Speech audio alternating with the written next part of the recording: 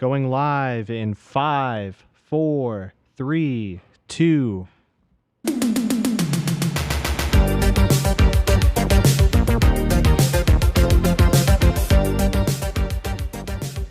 Hello, everyone. Ah, Hey, hey. Oh, we're on the big screen. big screen. Best dressed. Hasn't even been 24 hours yet. You guys missing us or what? Long time no see, Harley. Oh, it's true. This is like this is too much. This is early. Too Guarlish. It's early. I feel like I'm working on Saturday right now. Yeah, it's very early. You know what's good? We're about to make Tuesdays into Saturdays. You're getting Fuck Saturday morning cartoons on a Tuesday. Hell yeah, brother. Hell yeah, here. brother. Best dressed. I was thinking about your outfit and your Yeah. dance moves. We gotta go to like Shambhala or something. What is Pair it that? up. I'll tell you about it sometime. I'll tell you more later. I feel like we got a lot to get into today. We have so much to get into. And we're early. We are. It is the butt crack of 2 p.m. here on the East Coast for me and Harley. You're used to seeing us a little bit later in the day, but we're doing an off day show, which is exciting. And I know we were talking about doing Epstein today, right? We were talking about doing a whole deep dive into Epstein, but you guys got promised so me much. hours of Epstein. I know. I'm You sorry. promised me hours of Epstein. I know he's your favorite, Harley. I know he's your hero, your role model. He's chill. I'm chill. Two chill, choking guys. But we are going to take a break. We're going to take a break from Epstein. Two chill, choking guys. Just two chill, choking guys. That's what you guys are. We've seen the side by side. Oh dear. We have seen the side by side. Yeah, we're going to take a break from Epstein. I think that you guys got enough Epstein yesterday, and we're going to talk about something even more important. That's sarcastic. New YouTube creator drama. I feel like we haven't gotten a good one in a while, right? Yep. There hasn't been any like big explosions lately, but this is a fucking doozy. I feel like even now that we're here with the family, I feel like Ethan hasn't fought anyone in a minute. Don't jinx it. Wait, is it bad if he fights or good if he fights? Oh, I mean, it's usually fun, but sometimes like going up against Hassan created this whole shitstorm of the snark. So we've always been on the outside looking in. You know what I mean? It's never a personal thing to affect me to watch another YouTuber, but he's always out there one battle after another. That's right. The movie should have been about him. Shout out, Ethan. Have you seen it? No, I haven't. Oh, so I'm there watching gay hockey in like one day and you can't be bothered. Whatever, I get it. I can't watch a Leo movie. I will for sure. Yeah, all right. So if you're not caught up, we are talking about the D'Angelo Wallace and Caleb Hammer feud, which has been brewing and boiling over all weekend and into yesterday. So Harley and David, what do y'all know about, let's start with D'Angelo Wallace. Are you guys familiar with him? I was going to let David go first. I need to interrupt because we have a few super chats. Excuse me, everyone. Okay. Hi, everyone.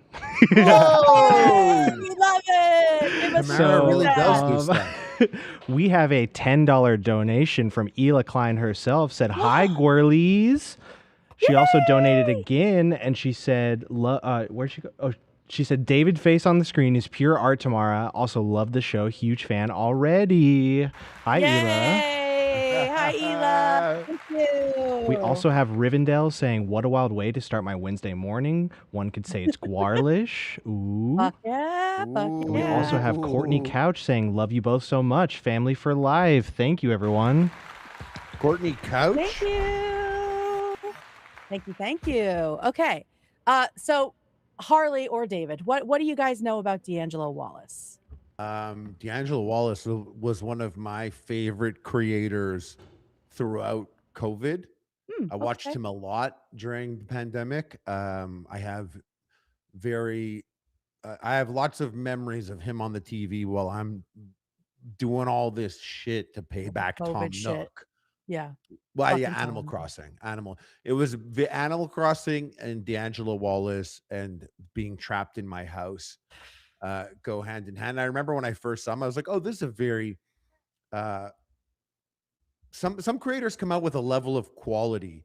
Hmm. You know, sometimes I'll watch someone who has a video comes out, gets a couple, it might get 100,000 views, and it stands out from their other videos, and they're Yeah. finding their voice, and they don't really have the quality locked in. Him from the Yeah. very beginning, I was like, "What is he wearing? You were What locked is he?" in. Yeah, I was like, "Well, look at you have a screenshot down there that people can't see, but even just the background, everything is always thought out." Yeah. And You can show that, David, if you want. if someone puts effort into their content, I like to witness it. Yeah. For example, Avatar. Even if you're not interested, I'm like, hey, they paid hundreds of millions for this. You got to just go see the spectacle. Gotta go see You might the not like the spectacle. content, but Yeah. go witness. Yeah, Witness. yeah. So yes, I witnessed him quite a bit, and I do value his perspective. Mm, So that yeah, is my thoughts on D'Angelo Wall. He also dips out for extended periods of time. yeah. He left Twitter a while ago. He'll stop uploading for an extended period of time. Sounds Mhm. like he knows his boundaries and what because his videos were hot and he Mhm. stepped away. So he's obviously a calculated person or not calculated. Sounds nefarious. I mean, he's just aware. You know what I mean? It seems like an Yeah. aware guy, someone who can. Yeah, I think he seems sensitive to me. Like, he seems like a sensitive guy, which is a great thing, right? Yeah, he seems to really know who he is and what he stands for. Um, David, do you have any exposure to D'Angelo Wallace? A little bit. I've seen Yeah, clips here and there, people talking about him, and then same with Caleb Hammer. I for haven't seen a sure. lot, but I've seen some of his like YouTube shorts, and they're a little ridiculous. There's Um, something. There's something, yeah, all I'm right. not too well versed in this universe of these two people, but I am. Yeah. I did some research last night and this morning, and I'm very excited to deep Okay, dive into this. So great. yeah. Yeah. I've been watching videos since last night. My eyeballs are like, ugh. So, okay, so let's start it as an intro for everybody who these 2 people are. We've got D'Angelo Wallace, who I we've didn't been share talking my about. exposure of Caleb Hammer Oh, though. shit, yeah, talk about I Caleb thought we were Hammer. gonna do one and then the other, but Yeah, let's do Caleb Caleb Hammer. Hammer, my experience has been strictly on Twitter.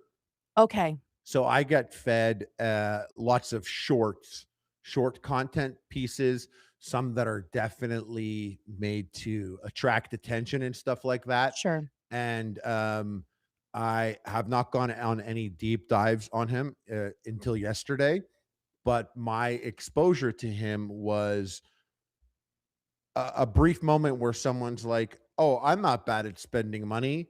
I spend ton of money on X, Y, or Z." And then Mhm. he literally blows a gasket and freaks out over it.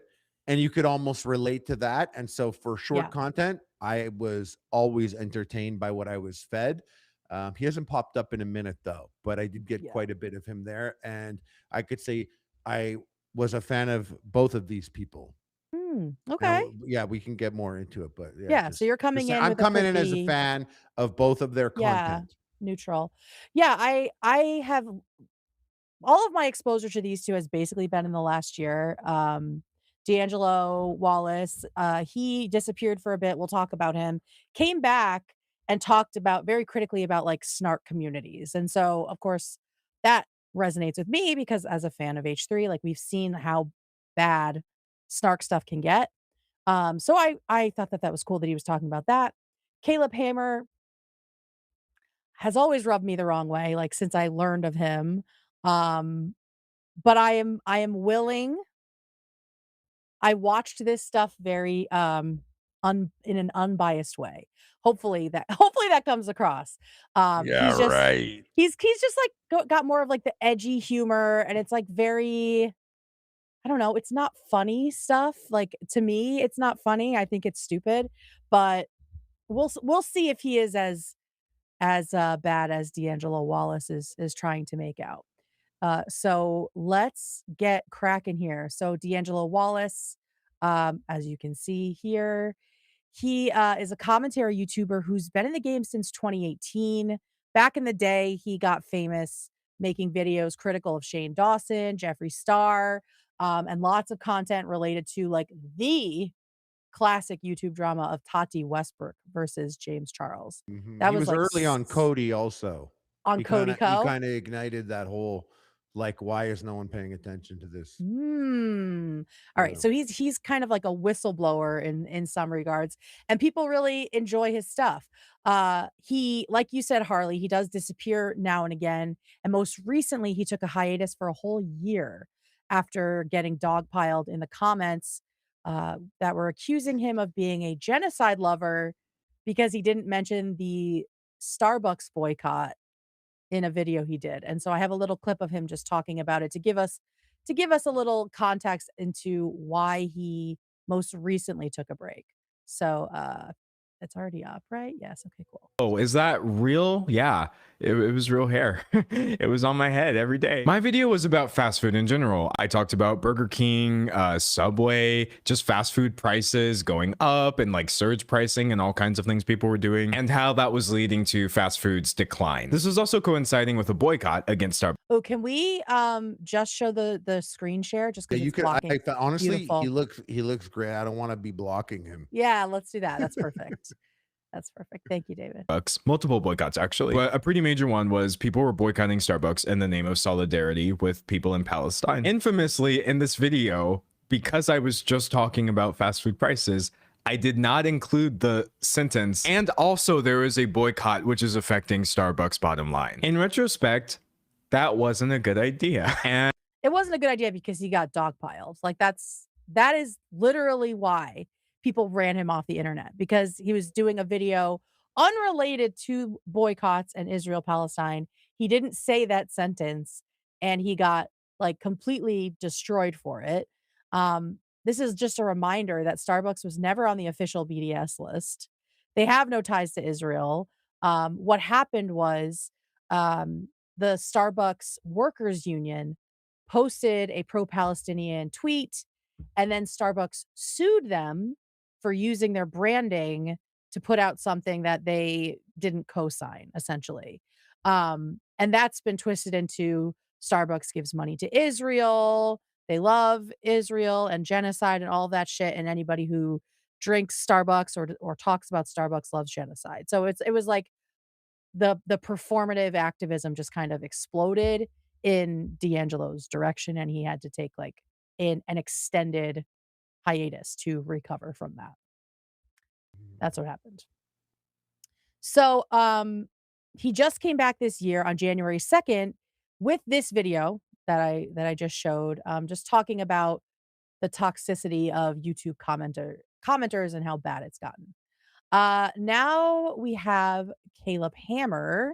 You can go big on us, David, because we'll show plenty of his videos momentarily. So Caleb Hammer is another YouTuber.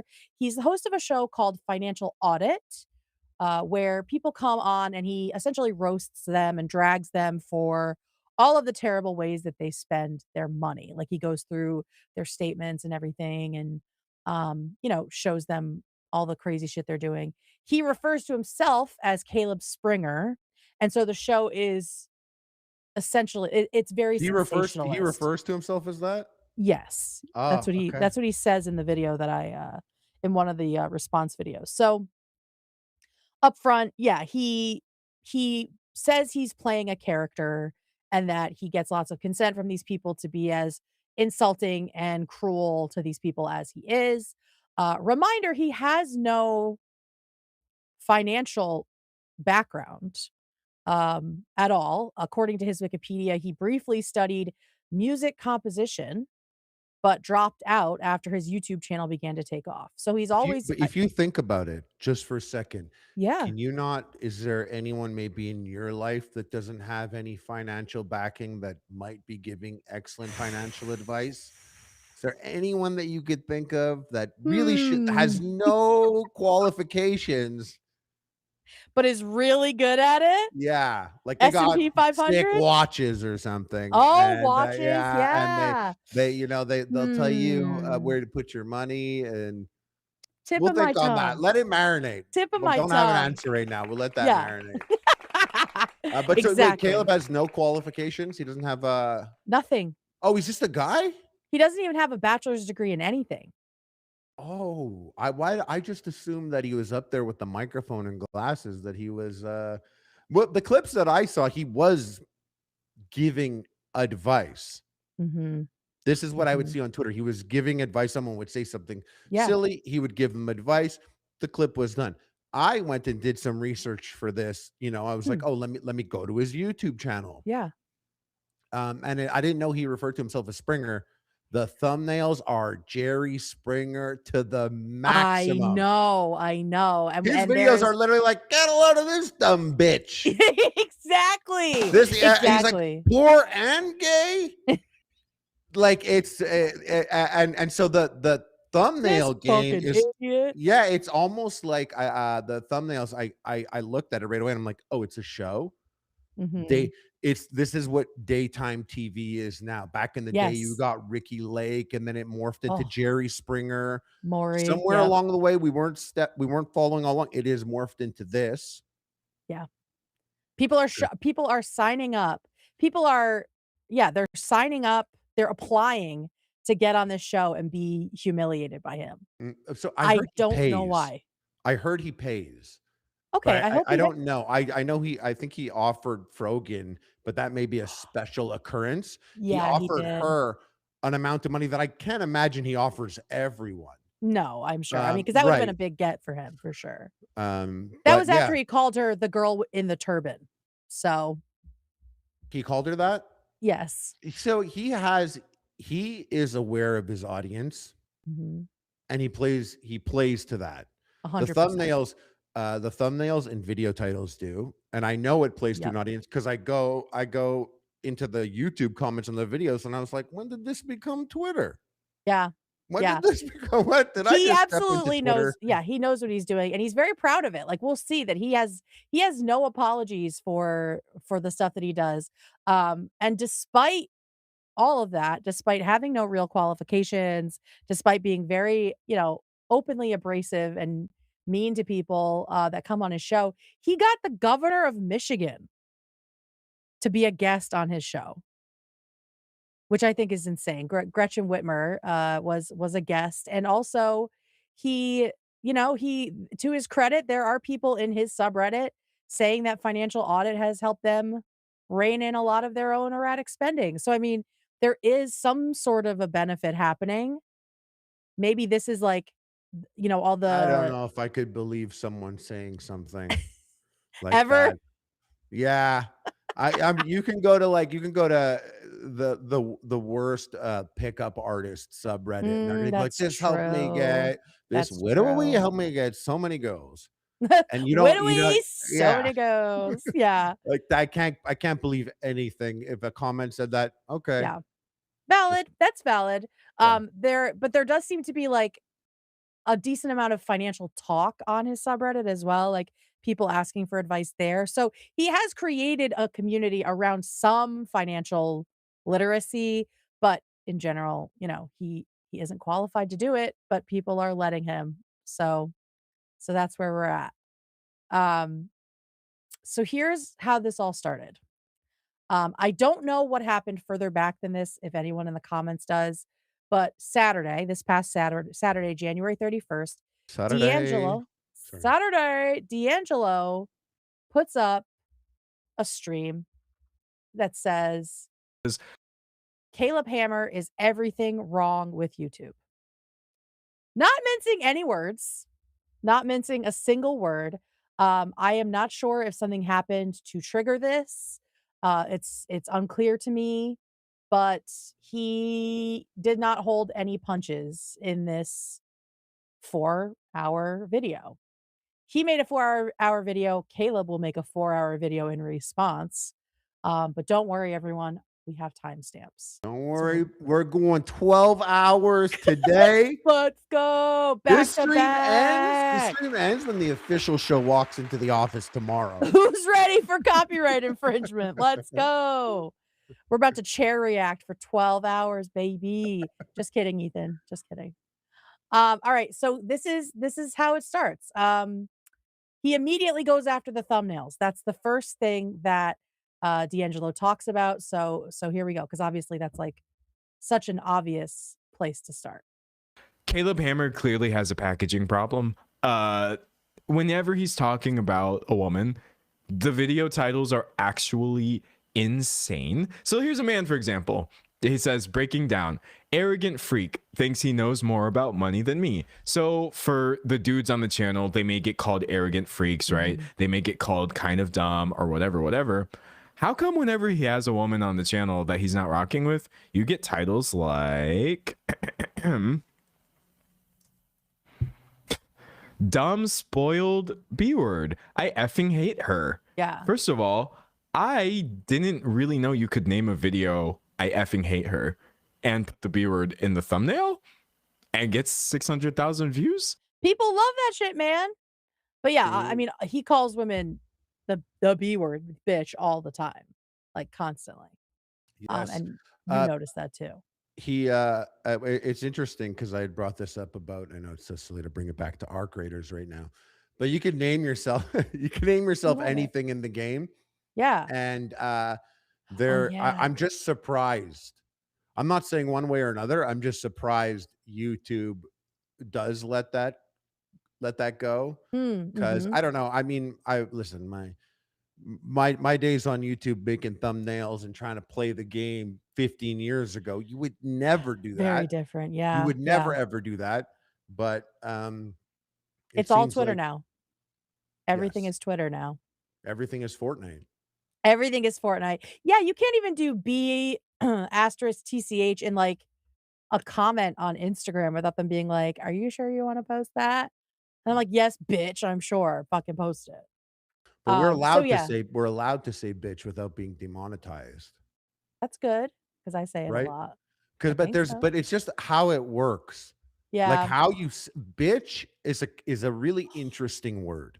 Bitch is a really interesting word because as well as a couple others where you could say it's a nothing word. No one's offended, but you say it in that way. Yeah, the inflection really matters. As this person to that person in this context, that's context. fucked up. Context really matters because I say bitch all the time, and that doesn't mean anything bad. That's like, hey girl, hey bitch. Right. But if I'm like, you're a fucking bitch. Or if I'm playing ARC Raiders and I rush and my teammate's back there like healing up, I'm like, bro, you're playing like a bitch. Let's go. You don't like that one? That one's halfway. Because it's like, it's halfway. What is a bitch? It's a woman, female dog. Right? Oh, female dog. Whoa, you're crazy. That's where you went with it? Yeah.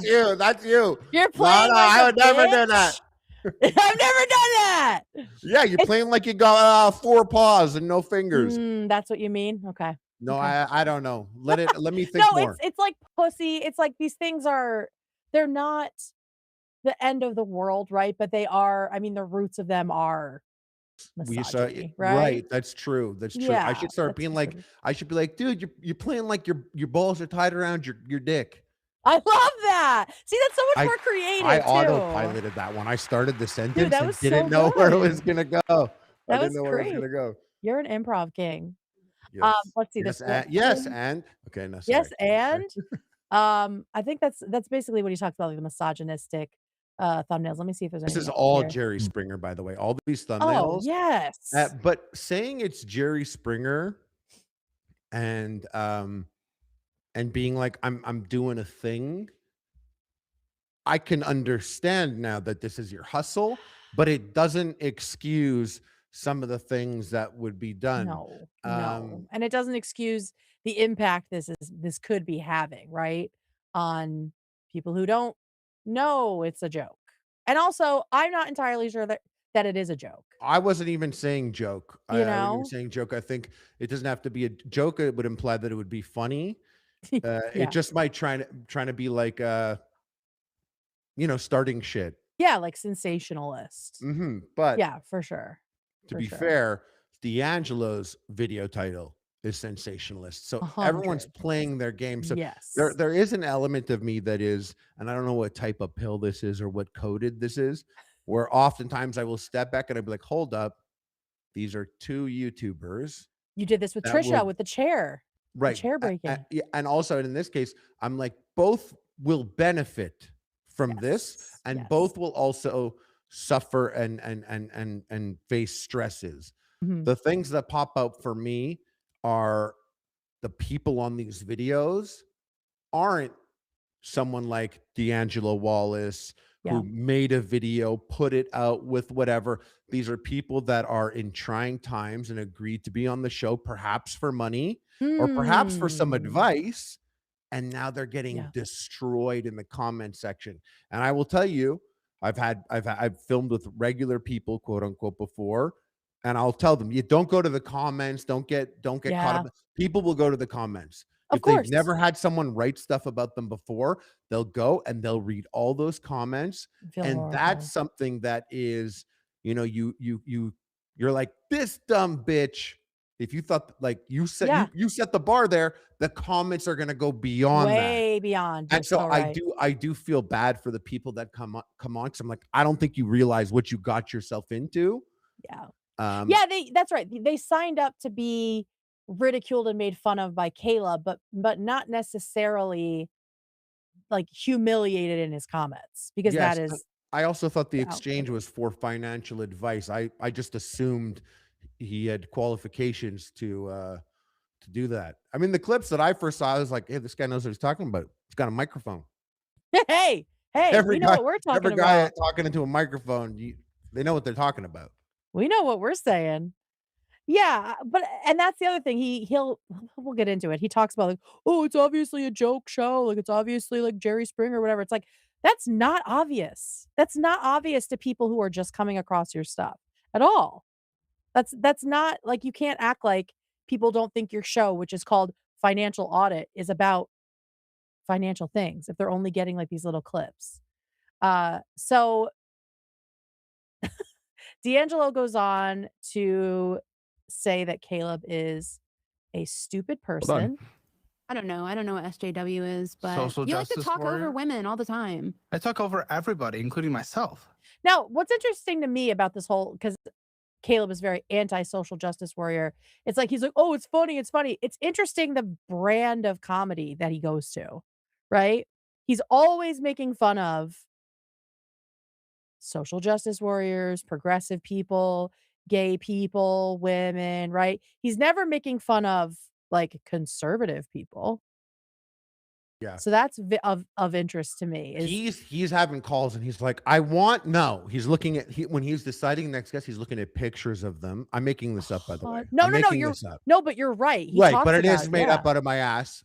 Yeah. Oh, yeah, maybe he mentioned it, but I'm sure what's going on there is he's looking at people and he's like, no, they need to have blue hair. We need blue hair liberals. They got it. They have to look. Do we have any gay looking people? Yep. So I want or goth. That works. Let's roll with that. Something, know what I mean? We've got a goth in here. So you're gonna see that. I did see that one. Yeah. Oh, you did see that one. Okay. Yeah. Okay, cool. Because I was like, damn, she's got blue hair and she's goth. She checked all the boxes. All right. So here he is talking about SJWs. You can't talk over yourself. Oh, yes, I do. And that's why I flubbed so many words. If you're thinking to yourself, he sounds stupid. This is a stupid. Chat. I have so many clips of this man. Not too many. He sounds stupid in every single one of them, while simultaneously saying stuff that is equally harmful. It's actually pretty painful. No, that's just a stutter. So yeah, he thinks he's stupid and harmful. Here's another one where we sort of double down on the misogyny. I think this is the goth girl. First, I just speechless. We're 59 seconds into this video, mind you. This is actually among the first things he's about to say to her. Consent. Am I able to consent to roast you and whatnot and stuff? He talks about consent a lot. Before I go into this whole thing. Okay, then why the fuck are your tits pointed to the ceiling? And then why this? Because well, you never seen a goth person? I have seen. why are your tits pointed to the ceiling? What is that? What is of interest in that? So you're really like, it is interesting that you're like, Kate, you're gonna come on, you're gonna do a financial thing. But listen, I'm gonna go through your finances and I'm gonna call you out on some bullshit. Yeah. You consent to that? Absolutely. You do consent? Okay, dump them out. Yeah, Dump them exactly. out. Dump them Immediately. You should have never taught me says dump it. them out, by the way. Oh no, it's so fucking funny. Yeah. I teach it to all my friends. It's the best. Yeah, so I mean he's very he's provocative, right? He's provocative in that way. And he thinks it's just for fun and that these people have consented, but no, it's interesting that the women get objectified, right? He's not talking about like the men's penises when they come on, right? It's he handles them in different ways and he doesn't think that that's important. He doesn't see like the sexism in that.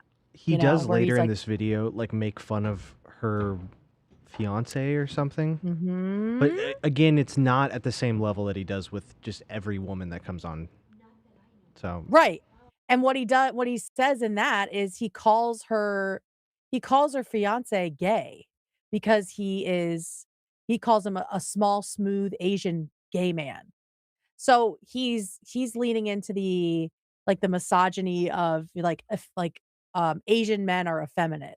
It's like a racial stereotype that Asian guys have fought against forever. And so he doesn't. Asian guy stock is at an all-time high right now, though.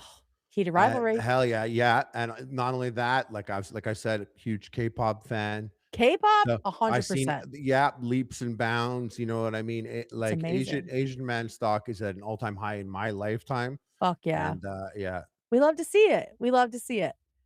We fucking love it. Okay. This is when he really gets into the stuff that pissed Caleb off. Okay, so apparently Caleb started selling courses, like financial courses. And D'Angelo thinks that they are predatory, bordering on scammy. Wait, So let's he's just selling financial courses and he's not. Are you allowed to do that? What's the legality of such a thing? I don't know. I mean, maybe it says I am not a financial advisor. I'm not sure what the fine print is on these courses. But yeah, this is interesting. I know. This also raised a red flag for me. I have Why? to say. Can I say something? Yeah. This move of like selling courses really only works when you're hitting that audience. What do you mean? You know, like when you're like if you're like, get a load of this guy, poor and gay. Oh, and if you're like, oh my God, that guy is such a fucking that guy gets buy a course. targeted for a course. Do you know what I mean?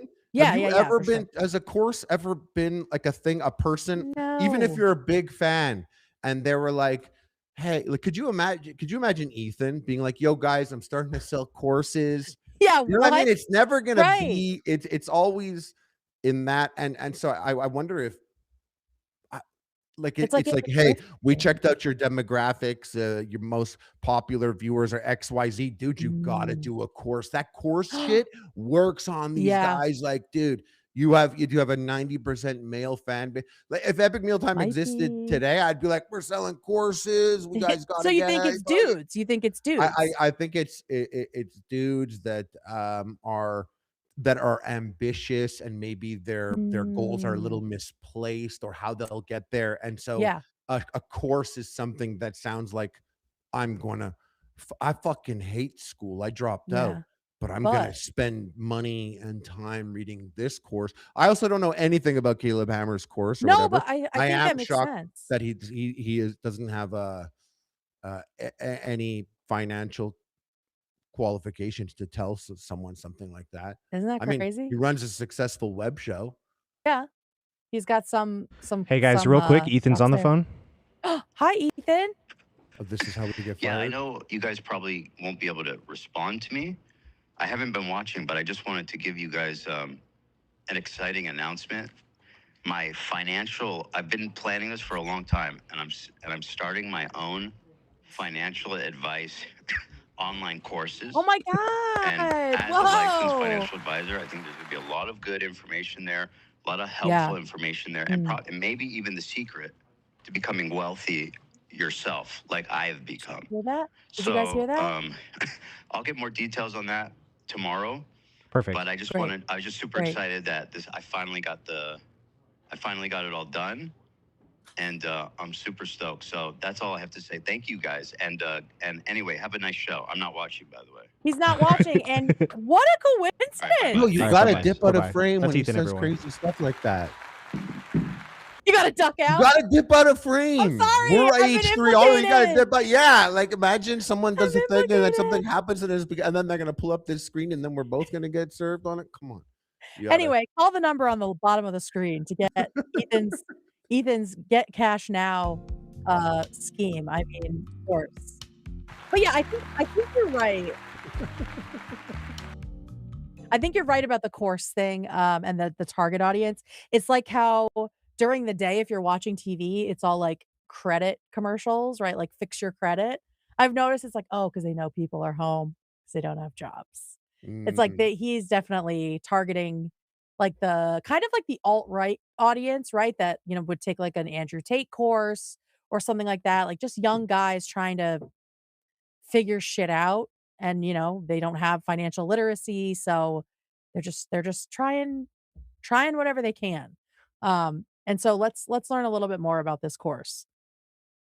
This is the course, by the way, that you've seen various people referring to on Reddit. Again, this is the part where I can't sit here and be like, well, yes, I'm a financial expert, and this is how I know the course is bad. All I can tell you is charging $997 $1,000 for the personal audit experience, which is ostensibly supposed to help you get your finances in order. So you get for this course, you get a 60-minute implementation session with a certified Caleb Hammer guide. So not him. So Caleb Hammer has like a bunch of people he's trained to be a guide for this. Well, this is the important part. Perhaps the people that are doing this are actually maybe right. And I'm sure and listen, I'm not going to knock someone's hustle. This is his hustle. He's doing his thing. He's got to feed his kids.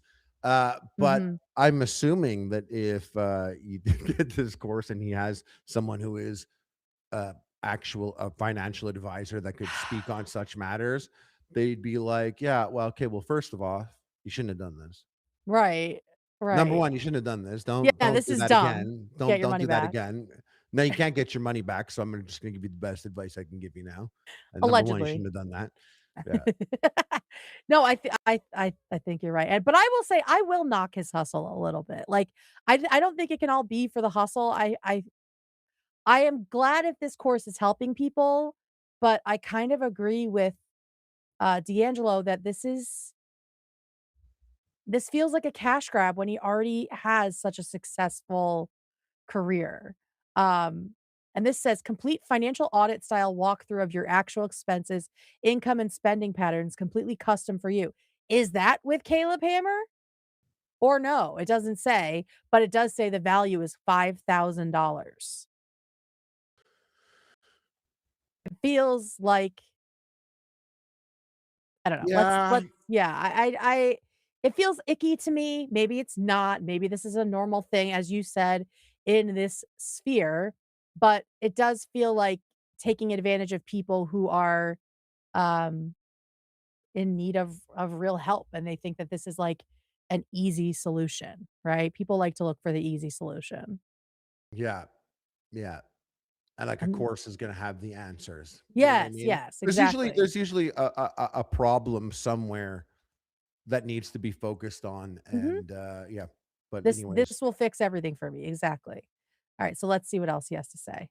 Hold on, because there's like, he's claiming that this is actually a $7,000 offer, which he has marked down 86%. Chat, this is 90% off. Yeah, exactly. Like that's icky. That feels like infomercial shit to me. Like, just say what the value is. Don't act like it's a discount. Sadly, it's not even infomercial stuff. That's the reality we live in. Everywhere you go, everything, the fake knockdown price is everywhere. It's all it's the fakest thing. Yeah, it might not be this might not be like illegal or anything, but it doesn't feel ethical, I will say. Like just from like my ethics. But yeah. He's a different dude. I don't like selling things to people that are in need. You know what I mean? But then again, I don't have enough information on what his course is or anything like that.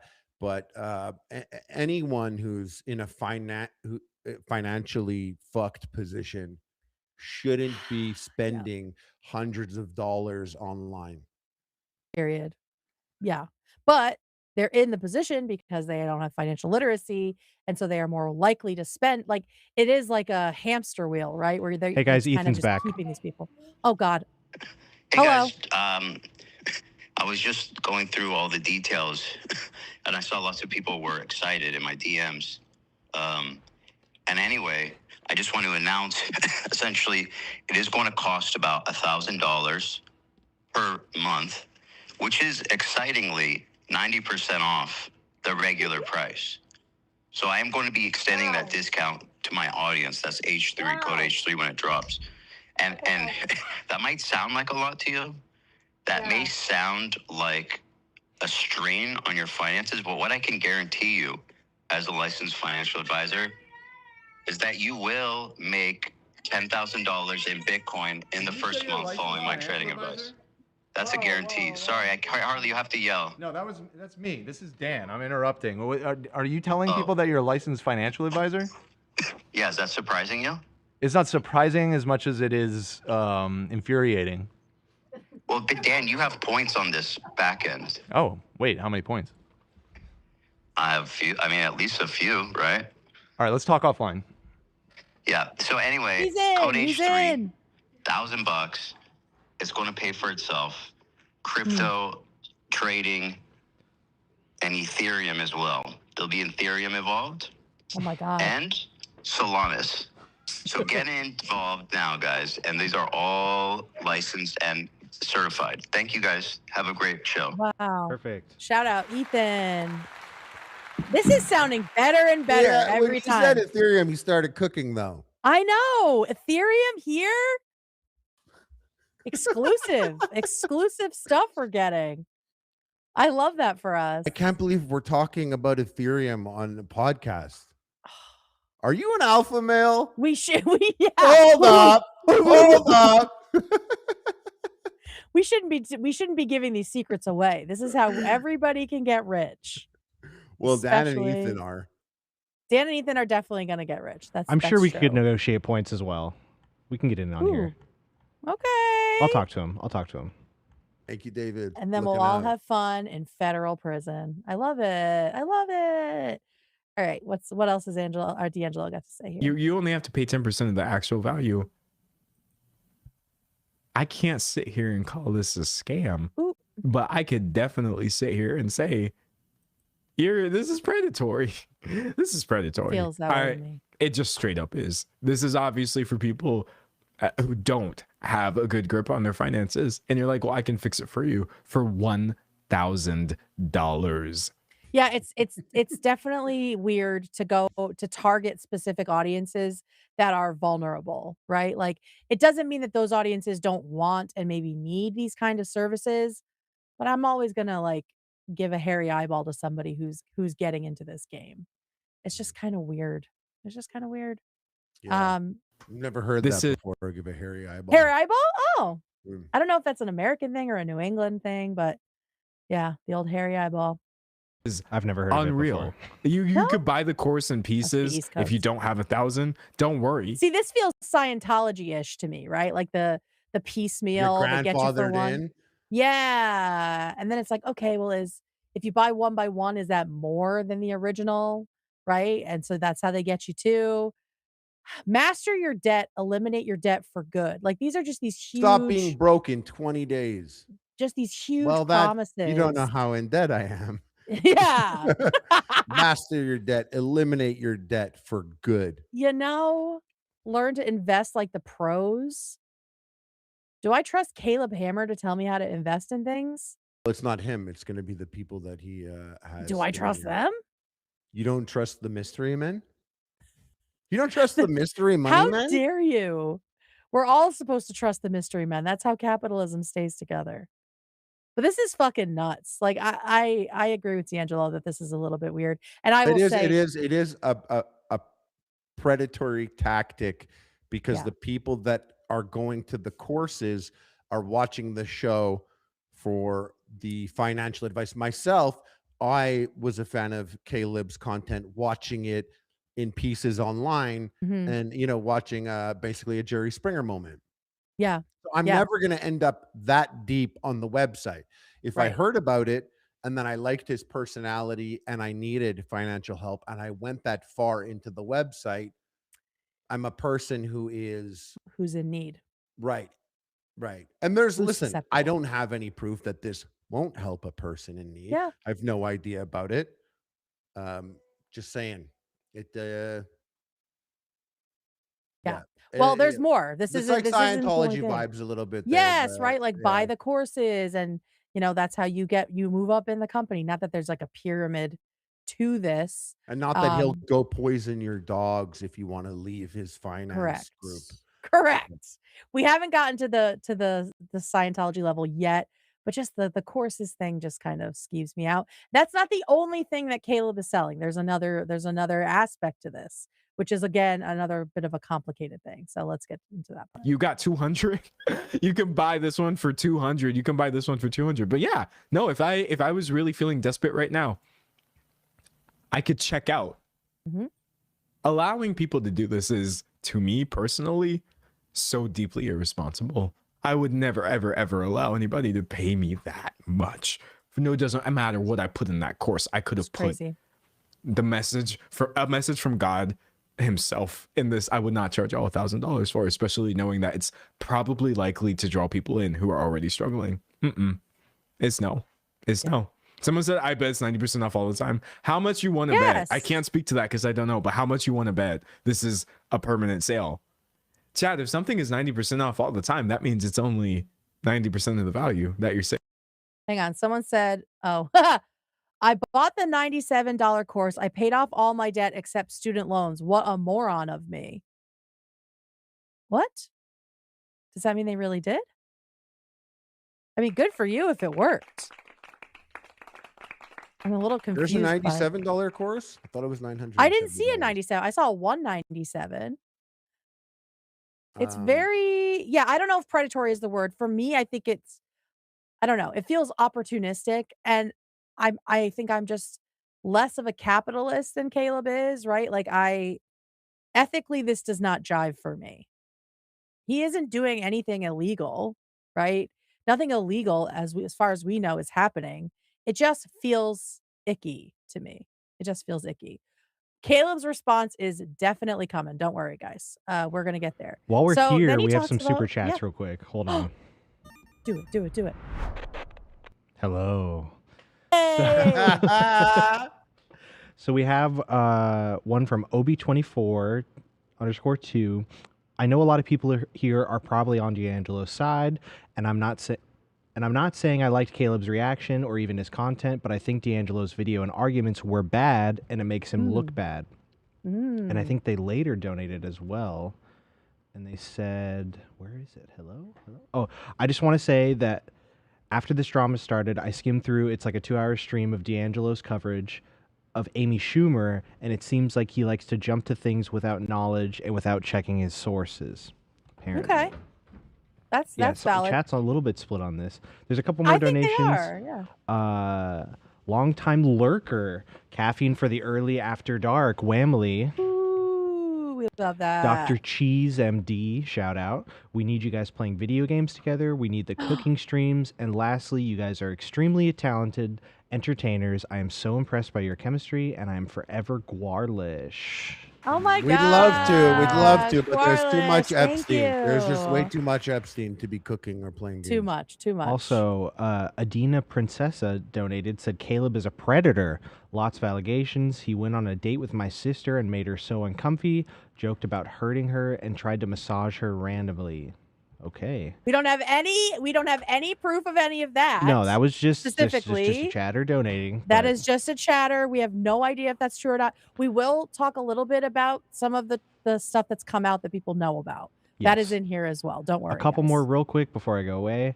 Rivendell donated, me an AUDHD girly who's bad with money, sitting here with blue, purple, and pink hair. Caleb's wet dream or worst nightmare? ? I mean, you'd be like a cash cow for him for sure. And then one more from go ahead. Katie Levesque. I don't know. I mean this with so much peace and love. David gives Shane Hollander vibes in the best way. Ooh. Thank you very much. I love that. Gotta get David that Canada fleece. Yeah. Don't that worry, Canada guys. fleece This is not going to be one-sided. We are going to show Caleb's response, his crew's response, D'Angelo's response to that. We are going to be showing both, and pointing out some stuff along the way. So wherever you're from, welcome. Let's keep it civil in chat. And this is at the end of this, we're looking. Oh, so sorry. Go ahead. The video that we're watching is the first video. Yes. In the whole thing. So It's we're the at very the first thing. We're at the beginning of this right now. Yes. And then exactly. he has a video, and then Caleb responded immediately, and then D'Angelo responded. Yes. Right? Yes, and there's a Reddit post in there, and there's stuff in comments. We have all of it. So we're gonna keep banging on. And at the end of this, we will do a who's the asshole poll just for funsies. And we will have multiple options for that. So let's keep going here. Let's talk about the app. Unfollow. All right. Is a good thing. I'm not here to knock this. I'm not here to be like, oh my God, why is Caleb selling a course? That could theoretically be a useful thing. Why does Caleb have an app, etc.? I'm here to tell y'all, this is one of the lowest rated Google apps I have ever seen. So Caleb Hammer created an app called DollarWise, that I guess also helps you with your finances, supposedly, but it is not well rated in the Google store for whatever that means. But it is interesting what people say about it. In my life, we love nuance. You have a 1.8. I need y'all to understand something. And you already understand this, but I have to say it anyway. When you are popular and you put something out, you're automatically going to get your ratings inflated. I want to show you an example right now. Iron Lung, which is we don't need to go into this, but he's basically saying that if you're a famous person and you put out something, people are going to love it just because you're famous. And the fact that Caleb's app has such a low rating, which he is basically only advertising to his own fans, shows that the app is genuinely not great, or at least not well reviewed. And then there are a couple of reviews in here that raised a red flag for me. Easy cancellation. Here we go. The free trial does not have any clear or easy cancellation path shown in the app. They gave this a 1 star. If you give somebody a free trial and you try to psy-op them out of feeling like they have the power to cancel it, that way you can get paid, that's scammy. That's scummy at the very least. Even if it's not scammy, can we just say it's scummy? How about that? Then I don't have to worry about, oh, he called this a scam and it wasn't a scam. Ooh, okay. Hot Muck says it has 4 stars on Apple. That's great information. Thank you so much. So basically he's just saying that the app, it's hard to cancel according to one review, right? But it seems like there's a lot of bad reviews on Google. I don't know if that was brigaded, right? Because Caleb does have a very active snark subreddit, and we know how those are. But yeah, if he is making it hard to cancel a free trial, that is sketchy. That is predatory, right? But I haven't used it, so I don't know. I don't know if that's the case. Well, what's interesting, I downloaded it while we were here because I'm on a show and I'm participating in finding out what's going on here. We're gonna get to the bottom of it. Let's go. So I went to the this one made by Hammer Media LLC, Dollar Wise, and it pops up, and I'm on Apple. Okay. So I went to go check it out because I can cancel my subscription. It doesn't matter what the app says. I could do it myself on Apple. And I don't know if maybe that it wasn't available on Apple initially, maybe or something, because I see reviews here from a year ago. So it has been around. But when I go to it, and then I try and I try and use it, I say get started. Yeah. It says give me your email. But what usually works is, and then it says we'll be right back. There's maintenance service, and it actually like shuts down, and I have to close the app and get in. So there's a brief period of time where it's asking for my email. Yeah. And then to use it. But when I use an app on my phone, I can just have Apple give my Apple email just like that. It's usually just automatic. And instead it's like, give me your email, quick, give me your email. Okay, no, okay, yeah, we're going to server maintenance. So you didn't even click out of the email thing, it just disappeared? No, I could go there each time it says get started, and then I can give my email, and I don't know how fast I could type in my email there. Yeah. And give it to them, and I don't know who knows what goes on there, but in a couple seconds I get there's maintenance or the service is unavailable and it shuts down. So it seems like it's weird, a weird app, because it looks like it's just trying to get my email, and I don't like to put my email in separately. But maybe he's listen, apps are, I've had an app before. Sometimes you make an app and then updates happen on the store, and then you have to update the app. So keeping an app maintained is a tricky thing for sure. And sometimes it is costly. So I don't know what the situation is there. But I did see there is another app called Master Your Money, which I downloaded that one as well. And it looks like it's courses and stuff like that.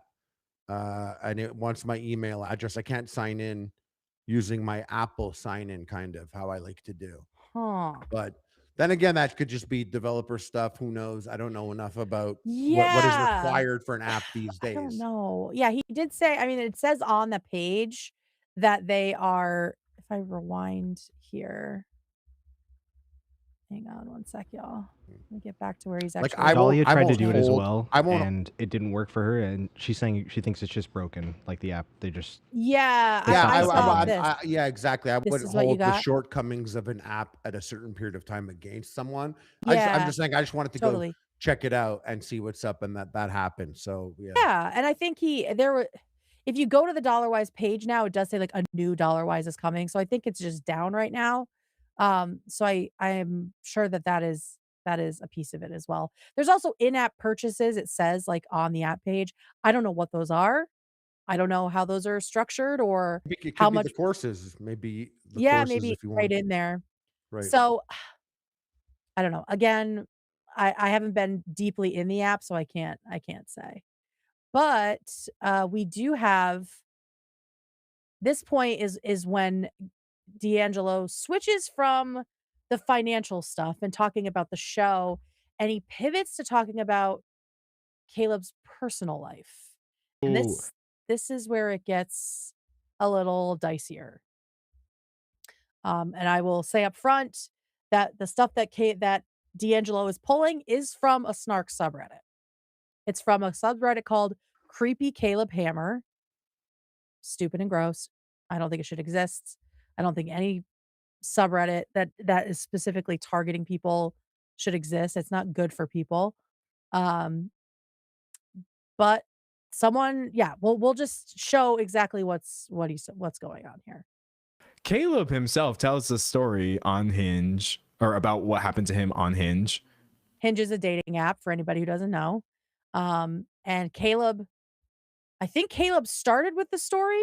Caleb talked about it first, and then the woman he went on a date with responds.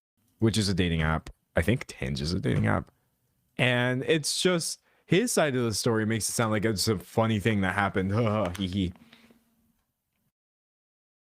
It's also just dripping with misogyny, again, as we'll see. I went on this date with a crazy bitch that hadn't been on a date for 5 years. She opened up our conversation with, I don't trust men. That should have been a red flag. And we went back to my place, tried to hook up. She didn't want to. And I was like, okay, please leave. So I called her an Uber.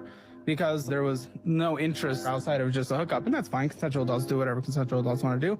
Then she left, and then she freaked the fuck out, got me banned on Hinge and stuff. Obnoxious. Now, luckily, obnoxious. He says, chat, the reason that so many people get away with allegations like this, or why coming forward, I will say, like, immediately I am skeptical of Caleb because he opened with this crazy bitch. Like, I usually the full truth does not come after that. I have learned. But I'm wondering what your opinion is as men here. They exist.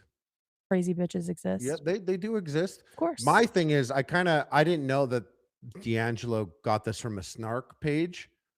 This bit he or that didn't, he mined it. Right. yeah, Yeah, I was what gonna say, yeah. because this looks like just Caleb uploaded it. Yes, And it is. I wish I didn't know that he mined a snark page or whatever, because know. that is weird.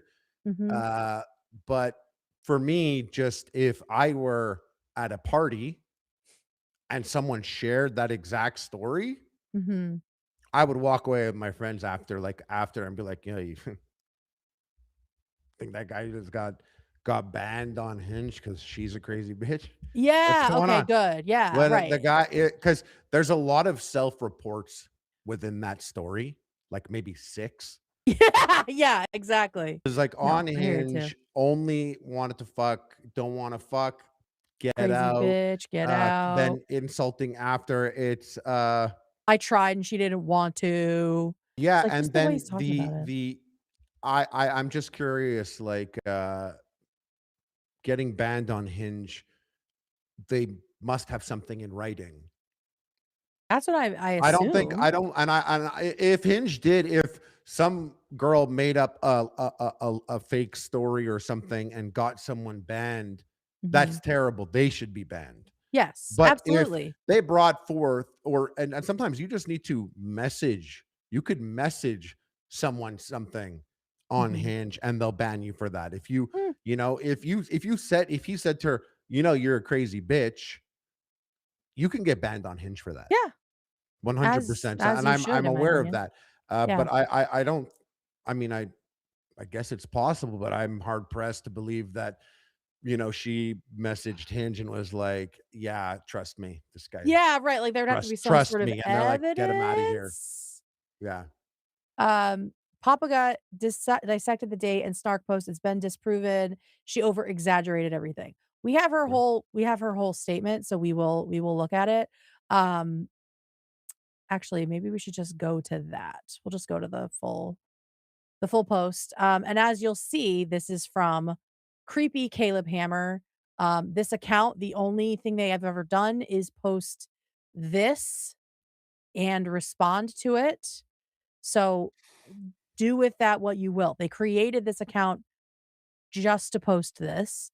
I don't know if it's true or not, right?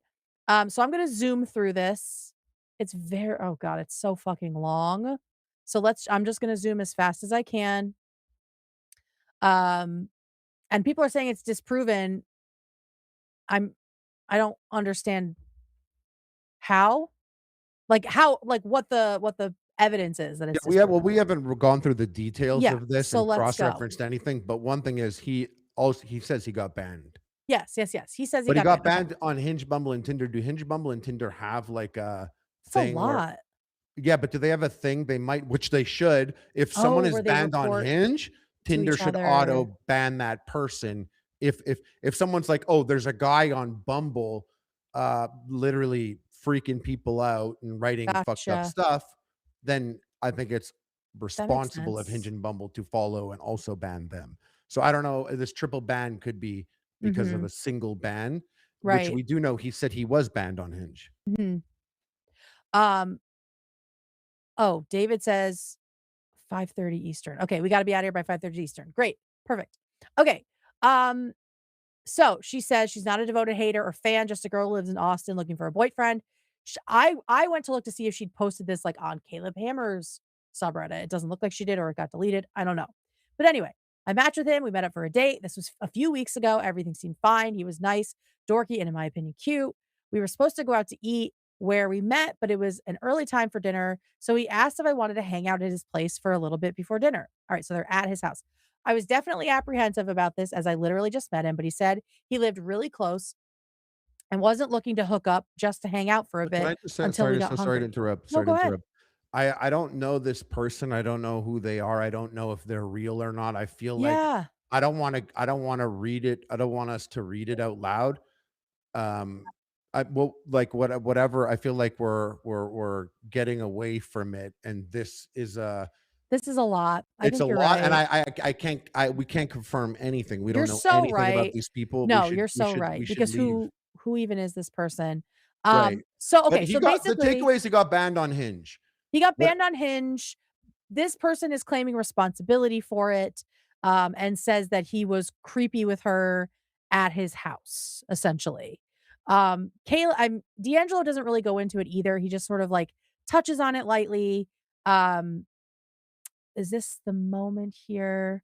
And we'll just see his response to it. Caleb himself tells the story on Hinge or All right, we about saw that. We saw Caleb talk about it. So we have Caleb's side of it. And we went back to my place, tried to hook up. She didn't. she looked at me odd. I pulled away and asked if it was okay, and she specifically said yes. Oh, this is more of Caleb just like Pretty play- refuting it. So, I mean, Caleb responds to it, Well, and actually, it seems hearing Caleb's response, if that's officially Caleb, I don't mind yes, taking that in because yes.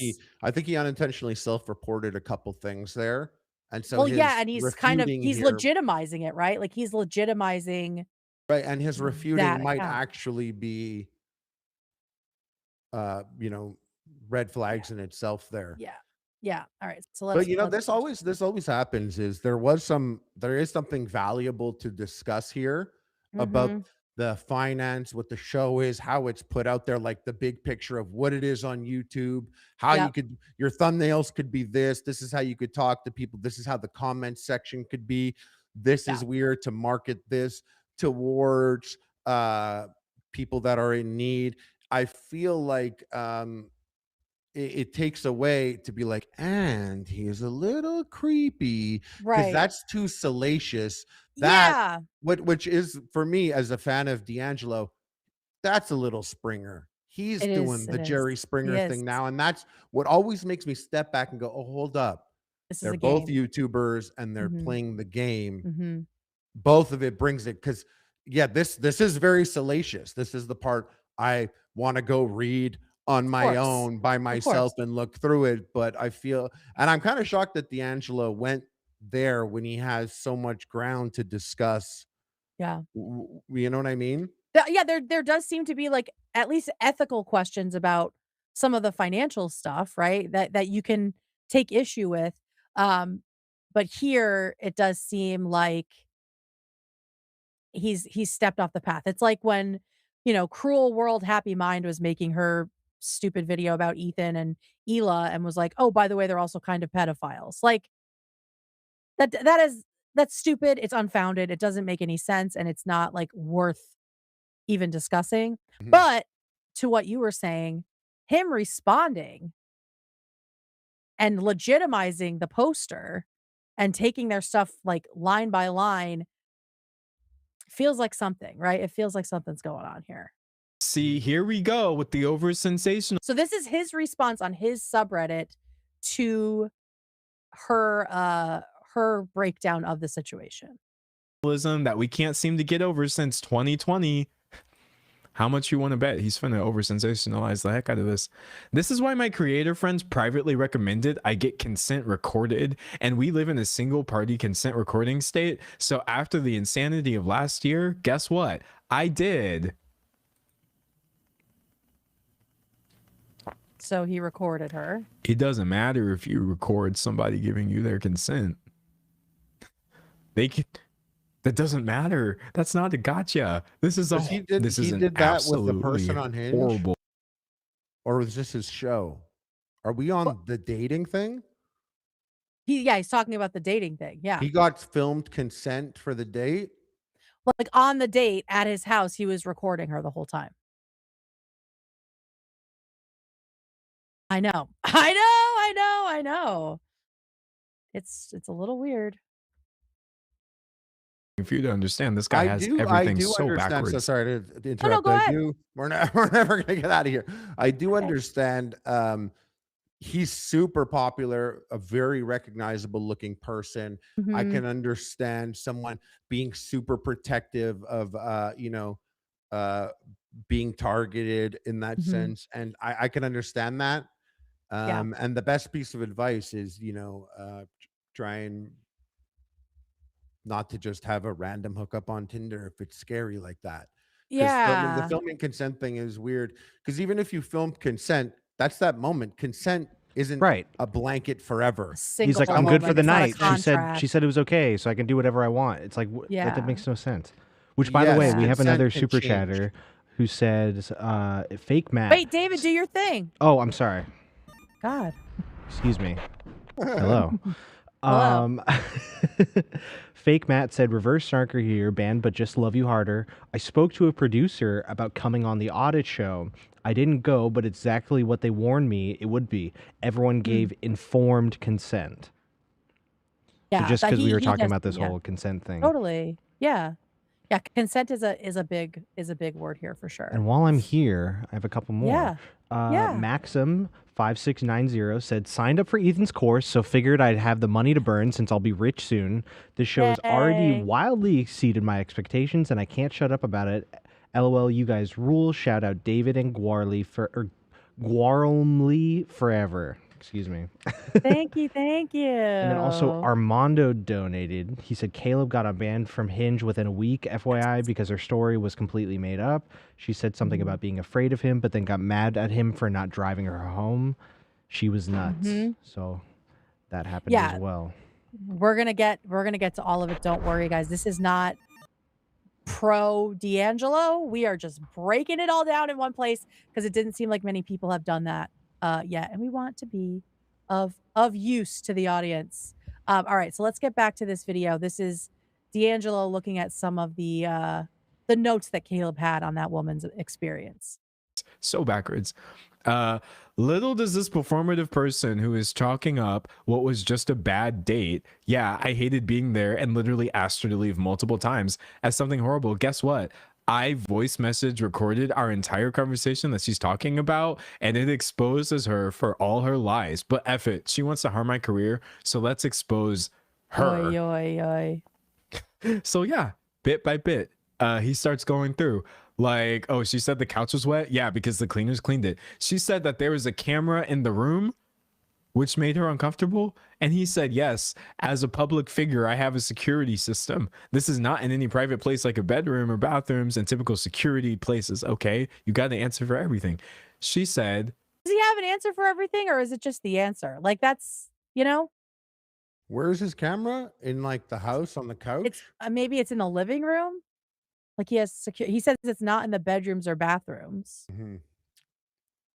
that he touched her leg after she said no. And he says, that's beyond incorrect. I made a move. She looked at me odd. I pulled away and asked if it was okay. And she specifically said yes. So I did it again. And she said, no, I didn't. But no, D'Angelo, you do have to read the rest of that. She did it. So he put his hand back and she said, no, I don't mean yes, like do it. I mean, it was okay that it happened. So it just seems like there was like weird communication happening here. And again, I don't know anything, but I mean, Caleb is clearly basically like corroborating the fact that he went on a date with this person, right? Because he's responding to it like point by point, which probably is not smart of him. Right. Not smart. But if he really is like, if he's like, this is the truth and that's entirely bullshit, I would not be able to help it. I would respond as well. Yeah. But it's not when you're playing the game, it's not the wise thing to do. Yeah. Unless you're fully going to lean into it and then you're only being like, I'm only on the YouTube brained mentality. If you're going to fully lean into it and farm it for clips. Well, I mean, he does get a bunch of clips off of this for sure. Let's see. There's like a little bit more here, I think. Oh, he's saying it sounds like the stuff he says in this D'Angelo think about this video where he's talking about the SJW bullshit. Cameras inside the house is weird. I know people with cameras inside the house. I don't like it. I would never do it in my house, but people do that. And I think especially if you're famous and have a lot of rich stuff in your house. Some would say I used to be famous. Do you have cameras in your house? I have. It's pointed at my dogs. Oh, that's cute. Literally on the floor, pointed at my Oh, dogs. the little babies. Oh, we got to do a puppy day soon. Oh, speaking of, I have good puppy news. Hopefully, after this broadcast, we're going to pick up my little dog. Yay. Isn't that great? Yeah, that is. I didn't realize that they were staying at the hospital. Yeah. Oh, they're going to be so excited to see I can't wait to see her.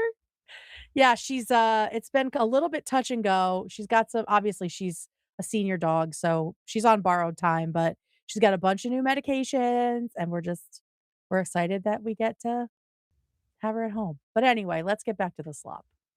That's what we're here for. There's actually, in my mind, no other way of interpreting Caleb Hammer's whole grift. This was a whole year ago and very much explains everything about the way he talks to every single woman, etc., etc. Yeah, he says it's not a game anymore. It's time to fight back against this bullshit. So it's in the same vein of like these SJWs canceling everyone. How dare this woman come forward after I tried to use the story of what I did to her for TikTok content? No. Someone said he's a no. Yeah, no. It's a no. Someone said destroy in court. You wouldn't even need to do that if you weren't being creepy. Well, I hate this. So he brought this forth on himself? Yeah, I'm not entirely positive of the timeline, but it seems like Caleb did that TikTok being like, she's a crazy bitch first. Talking about how he got banned. That person came out and they're like, oh, hold up, no. Yes, and then he responded. You know, it'd be really crazy, and I can't help it. I'm always thinking YouTube brained. It's all him. There is no girl. There's no, you got to think like this. No. There's no girl. There's no situation. None of this happened. None of it happened. Just him. It's all marketing maneuvers. He would be an absolute This is how it is. There's no half sending on YouTube anymore. Yeah. You got to do it all. You got to lean into it. I can't in good conscience get behind that, but I understand it's why. It's happening, whether you like it or not. It's happening out there. These moves, people move like this. This is how people move. I believe that. They do this shit. It's crazy. I believe that people do. Yeah. I hope that's not, well. Oh, you hope that a bad thing happens to that. No. I just don't want to be that cynical, but I totally see where you're coming from for sure. So yeah, some other little things that D'Angelo said is that, you know, underneath this like anti-SJW stuff, there's a genuine hatred and bitterness towards women, and called him an incel and said this is like incel behavior, like his anger towards women, and how this date and all the fallout from it has like informed the way he talks about women on his platform. So now let's get into Caleb on the same day. So this all happened. This video comes out on Saturday. Same day, Saturday, Caleb responds in a 4-hour video. Some would say a 4-hour crash out. I'm not that kind of gal, but we have a bunch of timestamps for this. So everybody who's been defending him in the chat, just wait. You're gonna get your side heard. So let's start with the misogyny claims. Don't know him by name. Have you heard about that finance guy who everybody keeps saying is posting really weird misogynist? Weird. Oh, fuck. You're one of these people. Oh, the weird. Oh, fuck. Where they have no actual criticism, so they start using, ooh, he's weird. He's creepy. Ah, fuck, they're already going into those words. Okay, I wouldn't say he has no criticism of him. I think this is a little early to be just writing it off. Once again, they got to do the whole show. Got to do the whole thing. Yeah. Pause it in a second. Be like, hold up, stop. Let's set the tone for the chat. Frame it. We're going aggressive on this. We're going to war. Yeah. We don't believe D'Angelo. We are just gonna shit all over him. The misogynist. Oh, fuck. By the way, this guy apparently hangs out with Nick Fuentes just like for a little just for a little info. This is what I've heard. Shout out Nick Fuentes. Wait, his co-host has associated with a Nazi? Mm-hmm. Couldn't be you. Couldn't be me. Couldn't be you. Never. I only collab with Jews. Okay. And that's my Zionist preschool conditioning. Brainwash Zionist alert. Shout out Zionist preschool. Oh wait, how could he be misogynistic? There's a girl on the pod. That's right. She completely absolves them. Ally confirmed. Ally confirmed. Ally of any misogyny. Holy shit, I saw the girl with the pink hair and I thought that was Ethan dressed as Jeffree Star. Have you seen that picture? Yes. Harley? Yeah. Okay, so you know about it. Yeah. All right. That does look like the exact same wig. One, not a misogynist. Just gonna let you know real quick off the bat. I'm not. Based on what though? That's my question. Like, what do you base that on? Because he just told you. I wonder. Yeah, like I wonder for these guys. Like I hear guys say that sometimes, and I hear people say that like I'm not racist, and they're thinking about like the most extreme examples of these things, right? Like I'm not hitting women, so I'm not a misogynist. I'm not raping women, so I'm not a misogynist. It's like we all have a little bit of misogyny going on. I'm talking to a woman right now. I'm not a misogynist. Like that's right, David. Only when you're speaking to women, can it be confirmed.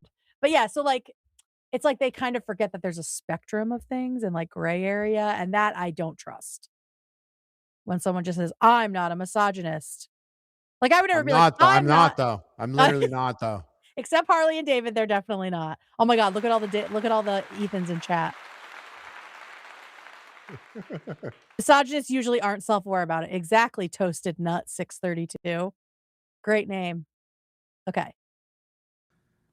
I think it's impossible to prove that I'm not, because that's like one of those things that's true. I don't know you. I don't want to group you in, but since you immediately started with weird, I'm already starting to assume where you come from. And when people use like the word misogynist from your community, if I'm grouping you wrong, I'm sorry, but what I'm assuming is you guys just weaponize that word. You don't actually mean it. And it's impossible for anyone to prove they're not once you throw it at someone. I mean, it does definitely shut down a conversation, right? But you also probably do. I mean, he does have misogyny going on. Like, I don't see how he can sit there and say he's not a misogynist. Obviously, he's just from the ignorant. jump, if you look at the thumbnails, yeah. Yes, exactly. And it's like, once again, it's is that a YouTube thing? Should YouTube crack down on? I always like to try and problem solve it. So like what the issue is here is like, should YouTube crack down on that? Are we gonna get caught up on the words when there's a bigger picture thing here? You know what I mean? It's a tricky thing. I don't want to take the air out of the sails here. No, but I'm just just thinking, let's keep no, it but going. there I'm is just like, my brain. No, but there is a bigger issue, right? There is a bigger Yeah. issue here of like the ecosystem. And I think D'Angelo actually used that word of like the ecosystem he's curating with this kind of stuff, right? That it's not super like I hate all women, but by calling every woman that you come in contact with crazy and a bitch or a gold digger, I saw on a lot of thumbnails, right? Stuff like that. It is creating like this caricature about what women are. So anyway, let's keep listening to him defend himself. This is him talking about the thumbnails. He really kind of crashes out about this, I will say. Philip Hammer clearly has a packaging problem. Oh, is he? Oh, he's gonna talk about the titles and thumbnails. What's he gonna say? He can't be this stupid. What's he gonna say? He can't be. No. Whenever he's talking about a woman, the video. A woman. Just completely playing the game, right? Just over exaggerating everything. Acting. Why? Because he's gonna say he does it with guys too. Of course he is. Yeah. And I imagine they get this criticism a lot, obviously, because the thumbnails are very sensational, right? They're made to be provocative. So, and he does admit that. He's very proud about this. We have many couples. Oh, fuck. He's going to ruin his whole career. Yikes. Oh, he's gonna ruin his Is he whole fucking stupid? career. He's gonna ruin all credibility he's ever had in the history of the world. Oh no. That feels like an The titles exaggeration. are actually insane. So here's a man, for example. Don't do this to He yourself. says, breaking down, arrogant freak thinks he knows more about money than me. Okay. Is he a retard? Oh, he's stupid. There are a No. lot of It's a R member- words coming up. He like proudly uses the R Are we word. allowed to say? Are we allowed to play it? No. But you just played it. I think I thought you meant, are we allowed to say it? Why we're not? Did Ethan tell you we can't? I mean, I'm not gonna say it. He literally just called me that. No, he didn't call me that. That's a lie. That's a lie. Ethan's that's a gonna lie. call back in. Yeah, but see, yeah. using that word is bait. Mhm. That is a tactic. So what's being done Yes. is you say it so that, and I don't know if this is where it goes, but that becomes the focus. Yes. And now you've now people will jump onto that, and then other people will be like, oh, he uses that word. I don't care about anything he says or does. I hate this person because he used that word. And then he's going to show that to his followers and be like, see what type of people we're dealing with? So intolerant. Apparently, I can't have anything because this word was said. So the word is everyone should ignore it.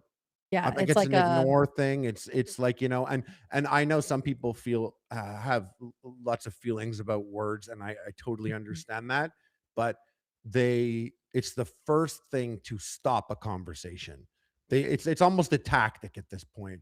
If I think I agree with you on that, because and then he can use it with his audience, and all of his audience is like, oh, I'm sick of my being policed and First Amendment, right? So like they get mad, and then the people that are defending, like, fighting against ableism, and it's just, it becomes about the word and not about the thumbnail machine that's happening or anything else that's happening. I think you're totally right about that. Exclusive. It's breaking down an old episode, a different type of title, because it's an old episode. You can't be this stupid. If you're a commentator where you investigate people, you can't be this stupid. D'Angelo, you're about to. I do not know you. I don't wish you ill. Like, I'm gonna respond to this video, but you are actually ruining your career. I don't think that's true. Fuck. So for the dudes on the channel, they Yeah, I don't know. I think he thinks that this video was so poorly researched that people aren't going to trust him anymore. I only see careers flourishing here, but that's right. Okay. Yeah, that's right. Yeah, but it seems like both of them are eating pretty well off of this little mini drama for sure. Hey, let us get a bite, right? Yeah, right. Let us at least get a sniff of that. Who are we gonna fight? Who are we gonna fight this week? We gotta find someone. may get called arrogant freaks, right? Wait a fucking second. Hold on. Wait, why is our song playing? Should we go to our own My bad. channel? I hit the wrong I button. already know where he's going. It's going again. Hold on. Oh my Playing god. us off. He's playing us off. Yeah. All right, guys. Yo, thanks for joining. Bye, guys. All right. It's gone. Bye, D'Angelo was right. I Just bumped kidding, the wrong guys. button. No worries. No Aye, worries. aye, aye. We love a dance break. Okay. Of course. And also, already while it fucking looks saying it. Oh, no, go ahead. No, He's let it already- play. I don't want it to. Okay. He's saying it. Don't be a dumbass. You cherry picking freak. You must have gotten all this from Reddit. You're snark brained. Snark-brained. Oh no, you're actually an idiot. D'Angelo, please. Okay, so we have a woman here. Let's see. We have a woman. He's not about I've to never do seen himself anything any like favors. this. That's misogynist! Oh fuck! Burn down YouTube! Yeah, and that I'm pretty sure that castle has to be phallic in some way, and you're putting it right next to her head. You know, Financial audit's first affair. Oh fuck! Oh, I just got hit with sexism, racism, every buzzword you could think of. I fucking hate her. Spoiled, dumb. He comes to the third. He's trying to act like he doesn't call every woman a bitch. He doesn't get 3 videos before he finds one calling a woman a bitch. So there's a little bit of self-reporting here as well, for sure.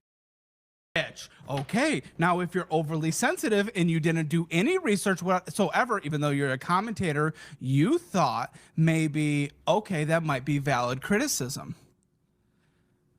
D'Angelo, and feel free to full screen me here. I'm just gonna let you in on some information, D'Angelo, that you as a commentator who did his research, should know, because we've talked about it everywhere, but unfortunately you only looked at Reddit and probably Snark. Me trying Every to single reach the word guest that count of an comes on essay. financial audit. Yeah, right. Just fill it in. Where's the respect for the word economy right here? I feel like it's could have been said in one sentence and we've just gone through like 50 words. No, he's milking it for sure. I mean, 4 hours. Which is going to blow your mind, includes the women. One, are fans of the show. They know the content and the thumbnails and the conversations and the jokes. Number two, they get a phone call, 3 phone calls from us? Minimum. 3 phone calls, and we tell them how crazy the episode's gonna be and how the thumbnails and titles are gonna be, and we ask if they're okay with it. They say yes, and then we move forward. If they say no, we don't put them through that situation because we don't want to pressure people who don't consent. Great. Number 3, we send them an onboarding video that they're required to watch before they fly to Austin. That says, do not come on the show if you do not want to be called something in the title and thumbnail. Then they come into the studio. Number 4, they watch another onboarding video where we say, hey, we're going to make fun of you in the show and getting thumbnail, and title that's going to be bad. But it's not just about the people in the video, right? Like, I don't think that that's what D'Angelo's talking about. It's also about the thumbnail. How about the thumbnail, man? Brother? Did we just get canceled? Whoa! Going out of frame. But yeah, like it's not just about like the people that consented. You're also just creating an environment of people who are happy to see women called like dumb, crazy, spoiled bitches and gold diggers. Like people are just okay with that. And so I think it's more about the like D'Angelo says, the ecosystem, not about the individual people. He's not offended for them.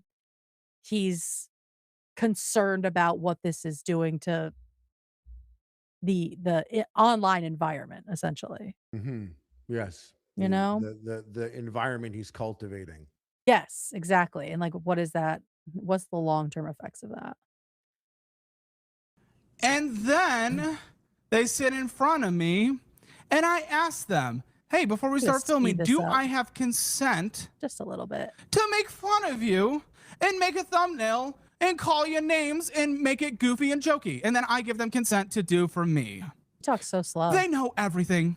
You're acting like they are victims. D'Angelo, your consent does not matter for a financial audit episode when they consented and I consented. Your third-party consent is not a requirement, weirdo. It is not. Yep, no one's Let's go back to that. the screen, because someone in chat's probably a D'Angelo cocksucker, and we know he now has a cock, so I can say that, allegedly. Jesus Christ. That, hey, let him make a point first. He already did. He says we're being misogynistic towards women. Look at the women titles, look at the men titles. And I just did, and we went through 3 titles. 2 of them had nothing to do with gender, and 1 finally called him a bitch. Okay? So let's find a guy. Sorry, we do have lots of member content because Hammerly is not only the largest membership on YouTube, but it is the number. Watch what he pulls out. The best as well. I've never seen anything like this. Now, how did this start?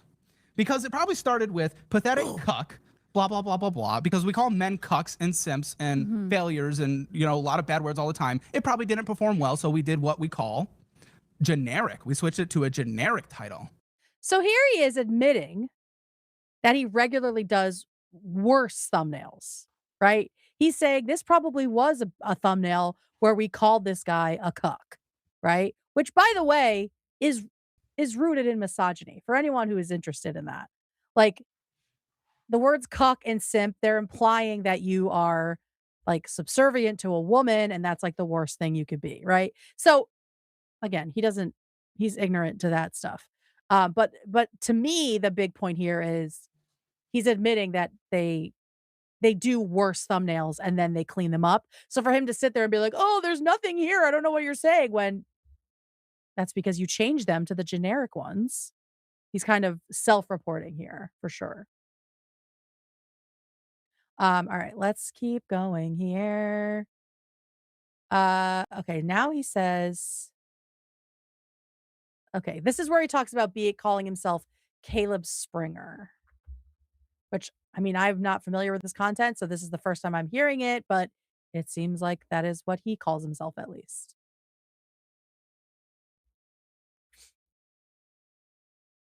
Da, da, da, da, da. Any super chats to read while this is loading, David? At this point, some of you may be wondering, what does this have to do with finance? Never mind. I feel like maybe I didn't even. Don't do this to yourself, D'Angelo. Don't do this to yourself, D'Angelo. And drive home. Maybe I didn't even drive home this point hard enough. This is ostensibly a finance channel. Oh, he fucking did it! There it is. Oh. He fucking did it! Oh, What? Wait, what's happening? Oh. Why is he reacting so much? And I'm following, but what happened?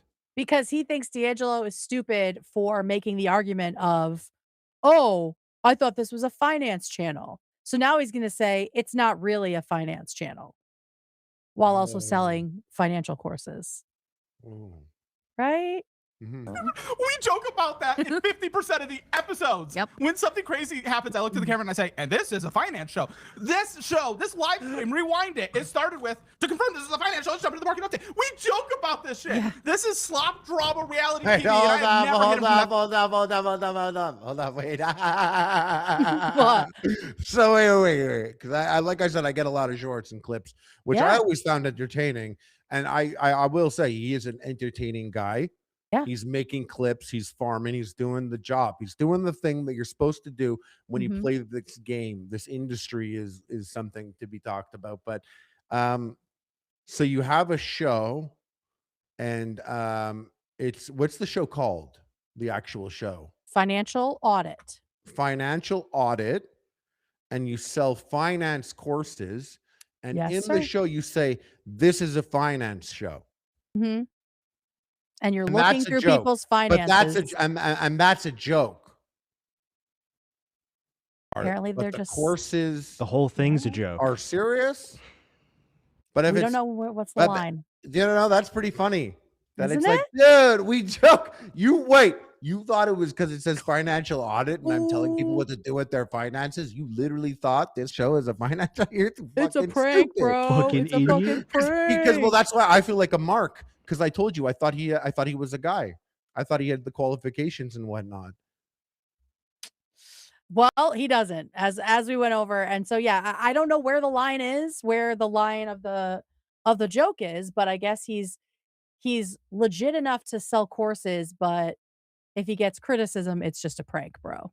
I think that's where we're at with this. Selling $1,000 course when the finance show is actually a joke and it's not actually a finance show. Kind of weird. Yeah, well, I was going to say low-key starting to get in the realm of funny, but that's because I've been so YouTube pilled, influencer coded that I can only see maneuvers that are done out there and be like, the game has changed once again. The game is afoot here. Oh, so let's see. I'm a mark. I'm a stupid mark. What do you mean you're a mark? Like a mark, like when someone's doing a bit and it works on you. Do you think I was a mark? Yeah, I believed it was a finance show. Oh, right, so that's right, because you were just seeing the little clips. Yes, I am a mark. Yeah, you're obviously a fucking don't trust dumb YouTubers. Dumb loser to think that a financial audit show is actually a fucking finance show. Yeah. In fact, I call myself Caleb Hammer. Caleb Springer. Oh, yeah, Caleb Springer. You are so fucking. Oh my goodness, dude, you are ruined. You have no credibility. We make that joke that it's a finance channel almost every episode. If you actually watch my content like you said, you would have seen that. In fact, Wes, yes, we need to confirm this is indeed a finance show. Let's jump into the market update. Last weekend, the S&P 500 is closed, and that was your market update. You're doing financial stuff without a market update. Like, what are we doing? What's happening? Yes, I see. It's a bit. Caleb Hammer is a character. Caleb, right? Springer. But is his name actually Caleb Hammer? Because he said, "I call myself Caleb Hammer." I think he's yeah, I think he slipped. His name is Caleb Hammer. He slipped. He meant to say Caleb Springer. The woman on the show. Okay. I thought Caleb Hammer, like he literally made up the name. Oh no, I think that's his real name. To be like a character, because that is when you're YouTube pilled like that. That is a maneuver. Is you create a character, and then you do fucked up stuff, and you could be like, "That's not me." Hey, look at me. This is me. This I'm is a me chill now. guy. That was a character. That wasn't me. That wasn't me. That It was a definitely character. not me. Yeah, Okay. no, I Okay, so think he Caleb misspoke. Hammer is Okay, I was yeah. ready to go down on some hole there. Okay, cool. No, but I do think that he is saying it's all a character, right? He's saying that this is all a joke and that you shouldn't take the stuff seriously that he doesn't want you to take seriously, but you should take him seriously enough to buy his courses. That's the confusing part for me. Do you think his next point is going to be they never have anybody with good finances on? Oh, yeah. No, he's not gonna have that point because no one fucking cares about that. Okay, then he has a bit about the R word, but we don't really need to talk about that. Essentially, he had a woman on who has an autistic child, and he kept referring to her like the I think it was like the Medicaid money that she would get like monthly as R word payments. And he's like, she consented to that. And it's like, okay, well, the kid didn't consent to that. And also, what are you doing, like putting this out into the world, right? And so that's just like another little piece. But I don't really feel like hearing. What's crazy say the about that R-word is name, I'll be honest with you. I'm not a person that would police words or whatever, or Mhm. police words, or and I'm just, you know, if someone says a thing, I'm like, oh, okay, this is how they speak, and I don't really hold it onto them too much, really Mhm. personally. And I know some people do. I get that, whatever. Mhm. But what's crazy is that's not where that's like you have now used it in the only like only if, put- yeah. yeah, like if you fought your dad and you called him that on, like, yeah, that's your family, whatever you got, you Yeah. know, or you're playing games and in your Discord, that's how you do it, okay, whatever. But like using it like this about a person who is close, like that's like, okay, I gotta come clean. I've used the word many times in my life growing up. I'm born in Yes, 1985. Yes, we all You know, did. we were We getting all better. did. Everyone's learning. Everyone's learning. Yeah. Never like that. No, never. Never like Never. that. Never. Ever, ever, ever. No. That is 100,000%. Like I said, I learned about him from Twitter. Mhm. Unfortunately, that's how you clip farm on Twitter. That's how you play. And I'm not saying it's Yes. good. Twitter is not even a good place to be. I Yeah, don't even yeah, know why yeah. I'm there, considering I'm such a chill guy.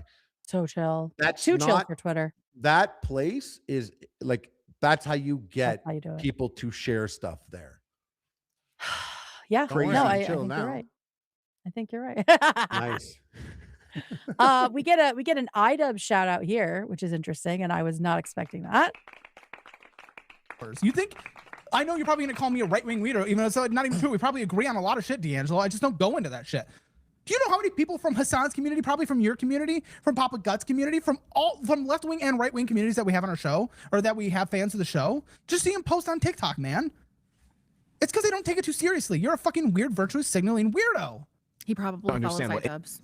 You know. Oh my goodness, please don't go down the iDubbbz route, man. Please, you can't. No, dude, fuck that guy. No. That probably would inspire this, Don't ruin your career. video. Oh, fuck. So yeah, that's the little iDubbbz bit. So I guess he and iDubbbz are not friends. I know he invited iDubbbz onto the show to do a financial audit, which Yeah. I mean, I feel like he does need one, but probably not from Caleb Hammer. He probably needs like a real financial advisor, like Ethan Klein, to help him out, Yeah.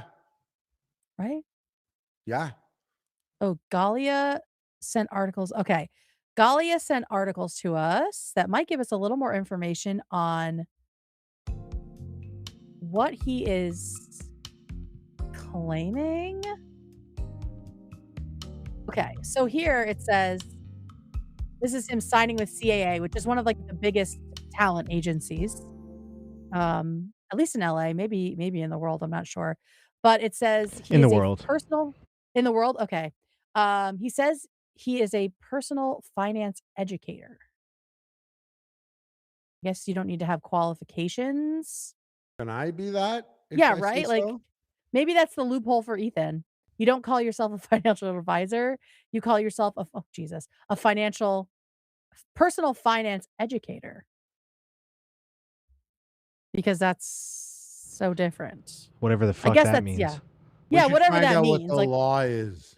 Yeah, exactly. Like that to me does not have any bearing. But whatever he's doing, it's it's very lucrative at this point. And I think that's what he cares about most, as we will see.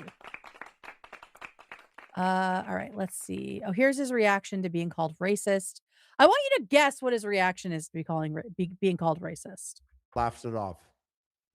100%. Anything else? References a black friend. You ding ding ding ding ding ding. You nailed it. All right, here it is. He's racist. There it is. How many minutes in? How many minutes in did it take him to call Caleb racist? If it's happening to you that often, you might want to look into it. Like all of these people aren't making it up. If you're like being called it so often that you can call that it's going to happen. Which, by the way, the reason he called him that was because he was talking about that woman's fiance earlier, and then he does like a Vietnamese accent, and she's like, "That's racist," which it literally is. And he's like, "That's what he sounds like. He's from Vietnam, right?" That's the thing. Is once again, I'm fucking Caleb Ham's got me self-reporting out here. Uh-oh, what now? I just want to say something. Did that you have a black about friend? Racism. No, it's I have laughed at racism many times, whether on me or others or whoever, whatever. But and like for example, old Dave Chappelle, extremely racist content, old stand-up bits, extremely racist. It's extremely what I've always hated was when someone does a racist bit and spins it like it's not racist. That's when I'm like, no. It was racist. That was racist. Lucky for you, you towed a line and enough people found it funny or not hateful enough. But don't sit here and say it's not racist. Right. If you do an Asian person's accent, that is a racist bit. Yes. Whether or not it's funny, we could judge that after, but you did do racist comedy. That is racist. And I've always been weirded out, like, and this brings me this is old school, but way back in the day, Dr. Disrespect he used to do an Asian accent thing when he was gaming. And a lot of people were like, it's not racist, he's joking. And I'm like, stop. It is racist. And maybe he's joking. Yes. He's racist joking. That is the thing. Yeah. And you know what? It takes stand-up comedians lots of time, well, used to, and years of owning in their practice, used to not be racist, used to. And it's something that if you're going to play the game of doing racist bits, some people will call you racist. Yes. You could be called racist for less than that. Just I hate when people spin it like it wasn't racist. Yes, it was. Right. Well, that's what makes me wonder, like, what do you consider racist? And it just has to be like American History X, and anything else is just fun times, and everyone's exaggerating. Like, there is a spectrum. Absolutely a spectrum. There's a spectrum in every situation on Earth, and I think when we ignore that, we sound really fucking stupid, like Caleb does here. Let me see if there's more in this clip. Oh wait, yes, we have to get to his defense. 2 hours and 3 minutes in. Well, no, his own stream. Oh, damn, that too. So you're racist, homophobic, misogynistic, ableist. Wow, and this is why no one respects people like you anymore, dude. You're just throwing all the fucking words. When you say no one, I mean he's just talking about himself. Like, yes, like, if you like, that's why I said it from the beginning. I knew it was a tactic. Using that word is a tactic because you weed out all the people that will focus on that. Yeah. When in reality, the fact that someone wrote that on Twitter when it's a billion things, it's such a bigger picture thing, and I hate to keep pausing it to harp on it, but like okay. D'Angelo kind of walked into a trap, if you will, because now they've spent these minutes rallying their audience to be like, this is the type of person it is. He wants to judge you because of what you can't say this word. Yes, exactly. Like these people hairs on it. We are sick of these people. Do you know what I mean? And yes. Yeah, it's a game there, but exactly. Like no one listens to people like you anymore. Exactly. There it is. I don't know. I really do think this is the same wig that Ethan wore. Would you like to openly and honestly comment on it, Tyler? You will face no consequences if How you're. dare you? How dare you, Caleb, for being so racist to me? Took him 2 seconds. He had him there. I mean, it's one of his employees. Yeah. Yeah. But like, Jesus Christ. You know, you gotta, if you don't scrutinize and overanalyze like I do all the time, and if you just try to put yourself in the shoes of just a bystander that's watching all this, oh, he doesn't hate black people. Yes, exactly. If you're not familiar with that game. When you go deeper, yeah, but to a normal person, like he's, how can I? Right. It's even funnier too because the reference of him being racist was about him doing an Asian accent. So what does it have to do with his friend? Like, this is so stupid. You think I hate Asians? I literally have a black eye here. Why would I hate Asians? Good point, David. Absolutely good point. Yeah. This guy is not just the stand-in for all black people. He's now the stand-in for just all minorities in general. Yeah. So like, how dare you make fun of gay people? And he's like, Caleb hired me. Right off the bat, the real takeaway right off the bat, like a regular normie person is just like, can't be that racist.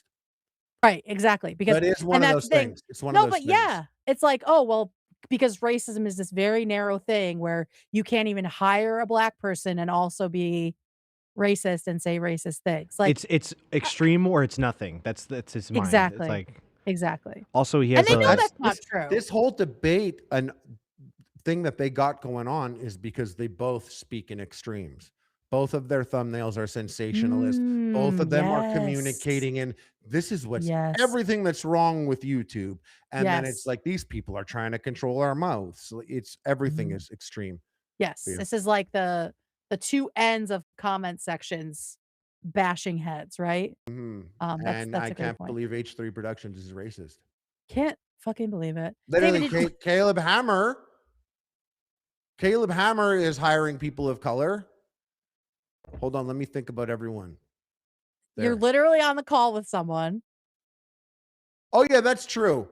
But you know what? That doesn't count for me or David, count for you. Big. On David, site. go big. On site. I thought it was you. I thought we were doing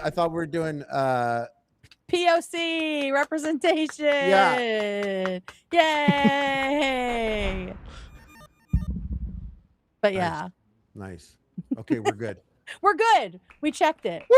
We've passed the test. But yeah, but for real, like I hope this guy is well paid, treated well. We don't know any of that based on this, but I just thought it was stupid and silly that Caleb pointed to him in order to be like, this absolves me. This is my this young man is my free pass forever for any kind of racism. In the grand scheme of it, maybe not to you, to people, they're like, yeah. They'll use it as that for sure. No, you're not wrong at all.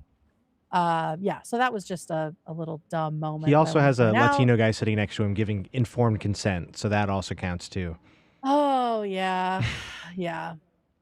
Who hangs out with Nick Fuentes. So exactly, yeah. All right, so here is where he's homophobic in a really disgusting way that I think this is the moment that kind of shocked me the most out of all this, because I'm kind of like immune to people like Caleb Hammer, but this just was really gross to me. So here we go. He's going for a bathroom break. I'm gonna play the sounds to soothe you. It's you douching before bottoming.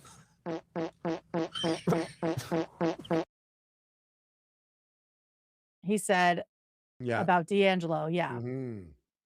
Here's you douching before bottoming. And he clarifies when he gets back.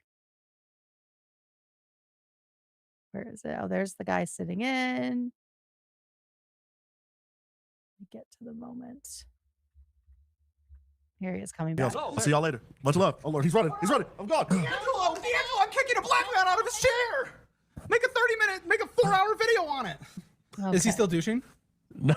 That's good. They're all calling Tyler the token black. Oh, there they are. By the way, D'Angelo, that was a douching joke because you're feminine, which makes me think you're a bottom. That was a douching joke because you're feminine, which makes me think you're a bottom. Like we understand why you made the joke. It doesn't mean it's not gross. Fucking nasty. So I hated that.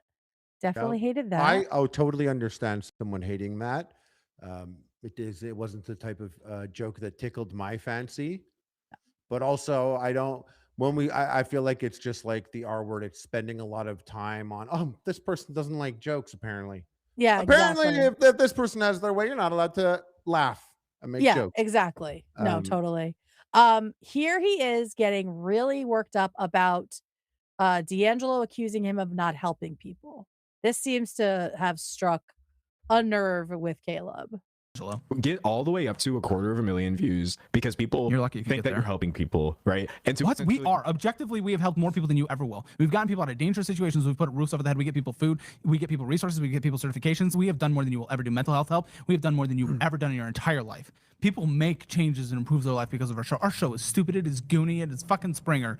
But people actually make progress. I don't want to fucking hear it. You've never helped one person in your damn life, and you'll never be remembered for anything. You have no legacy. You're pathetic. You're a slop commentator. You are nothing. Sit the fuck down, no contributor of anything in this entire world. Shut the fuck up. You were gone for a year, and no one cared, and no one's life changed. Shut up, bitch. Realize, I actually 100% noticed when he took a year off. I definitely You did notice. You did. Yes, He was your boy. 1,000,000%.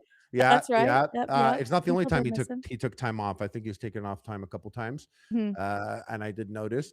But this is a clip that I saw You saw before we this one? got on here, and Okay. two things. One, like I said, I always got the carefully curated clips on Twitter. So Sure. I saw this and I was like, "Hey, yo, chill, dude. Yo, dude, chill, bro. It's not your guy. Chill. Whoa, chill." Because I thought he was really leaning hard into it. And then while watching this, I went to the channel and then I saw the YouTube thumbnails, and I was like, "Oh, he's cutting a promo." He is what you witness there is he's making an Instagram reel. He's making a YouTube short. That's and that literally was the clip that circulated outwards and got into my ecosphere. Was he ecosphere? Is that a thing? Ecosystem? Whatever. Ecosphere. I like it. Whatever. Yeah. And so he made a clip. He made a clip. He did it. He didn't he turn into a wrestler? He cut a promo. It was like, "Listen here, buddy. Now you're never gonna have a legacy. You ain't ever gonna do shit. We help people with their money. We got them off the streets, mental health. We're on top of that. You ain't doing shit. You come at the hammer, you better not miss. So you'll just be another nail." So that'd be sick, Dude, you should have been a wrestler. Yeah, too Jewish. Too Jewish. There's no Jewish wrestlers? Yeah, I could think of a couple. Whatever. They probably would have made some really offensive Jewish wrestlers back in the day. Yeah, back in the day, they always did that. They always went for the tropes for sure. Yeah, okay, so you're just completely YouTube pilled. You don't think that actually bothered him. You think it's just he was clip farming. I'm looking at two kings right now using us as pawns. Whoa. That's what I'm right? Dude, I'm on some crazy shit on Tuesdays, dude. I'm on some crazy shit on Tuesdays, dude. Early Harley is nailing it. Dude, it is 4 p.m. in the morning. I am fucking 4 p.m. bright-eyed and bushy-tailed. Bright-eyed and bushy-tailed. Oh, fuck. Bright-eyed and bushy-tailed. You're probably right. Yeah. Started you're as smoking weed, you're as jaded about this stuff as Love is. Weed. I am not at the jaded point that you guys are yet, but I find myself getting there for sure. Where I can't sit here. Oy, oy, oy. All right, this is when we get into the courses. So here we are going to hear from Caleb's own mouth about the courses. All right, here we go. And be like, well, yes, I'm a financial expert, and this is how. No, you're not, and you also didn't take our class, so you can't even critique it accurately. You can't. Fair. You literally That's cannot. fair. And I will sue you for what you're about to say. The course is bad. He says he's going to sue him. All I can tell you. Nope. Spend $1,000 if you want to People change critique their me. life. Yep. If you want to critique me, you got to spend the $1K, and if you don't, any position you have, I will sue you for it. Hello, Ethan. Yeah, you have to buy this finance course so that we could talk about it on the show. Yeah, you got to get 2 of them. Okay. No, three. Get three. Yeah. Yeah. Yeah. Okay. Okay, bye. Yeah. Oh, and a djembe, please. A djembe. Yes. Love you. Handmade. Bye. Like the drum? Yeah. Sick. I was quick thinking. I didn't know what I wanted, but I just knew I wanted something. You want a djembe? Okay. I barely. It's on your wish list. I just want Ethan out there buying stuff for us. Are we gonna drum circle? Are we gonna build a drum circle, gang? That sounds That'd be fucking fun. rad. That sounds rad as fuck. It sounds really white, honestly, but that's okay. Okay. Well, so here he is still defending it. You get great reviews, and anyone can get a refund that wants it. They almost never take it. Charging $997. Yeah, look at any other program that is on the same level. Welcome to the marketplace. Also, do you know how expensive it is to make and maintain? You have no idea what our payroll is. For the personal audit experience, which is ostensibly supposed to help you get your finances. Yes, people get help. You might not need it. This is an order. Hold on, because there's like, I will say this is a moment where D'Angelo's lack of research shows. Whether that's just from like Caleb's fancy talk or if it's legit, like he doesn't have what it takes to review. Yeah, he's right that he doesn't have what it takes to review this course in this way.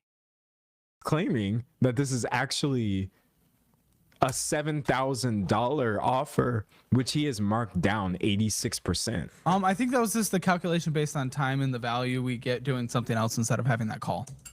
Well, then you probably should have just said a $7,000 value, not done the discounty thing. But that's playing the game, right? Like, putting it a $7,000 value is a lot less flashy than making it look like you have done this 86% off limited time discount, right? Yep. Chat, It is one of those things where it's like I did even when D'Angelo was bringing it up and he was saying talking about the price. Yeah. It's a tricky thing to nail down. Don't know how much it costs or what it is. I have no idea about the scope. I have no idea about the contents. So it is a tricky thing. Was D'Angelo streaming this kind of just casually, or did he purposefully come with what it was to be a full takedown? Or was he just, you know what, I'm going to go live. This guy's pissing me off. I'm going to casually go out there and do it. I think he came prepared to do like a takedown video. It seems like all of his research was in order. There wasn't a lot of downtime in the middle of the things. It's not like he was Googling around. It was just all Caleb Hammer for the first like 3-ish hours, and then he like went on to some other little stuff.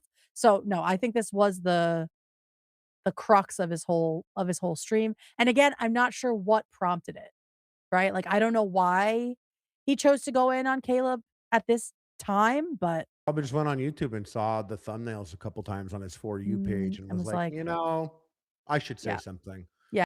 And then I got to give D'Angelo credit. He is oftentimes he's one of the first people to say something. Yeah. I will say go ahead. Sorry, I was just gonna say Galia said his new setup is that he streams and then makes a VOD about it, so it's scripted. Yeah. He like cuts it down and releases it the next day or a couple days later. I will say I have been saying that I think Caleb Hammer sucks for a little while. I don't like the way he talks about women. He was calling Denims the hot one with the boobs, and he said the term Junos recently. So like, to me, like you're saying like, oh, the words, they don't really matter, but he's attracting an audience who loves that shit. And to me, that creating that ecosphere, the term that you have coined today, doesn't sit well with me. So and but I say the words don't matter.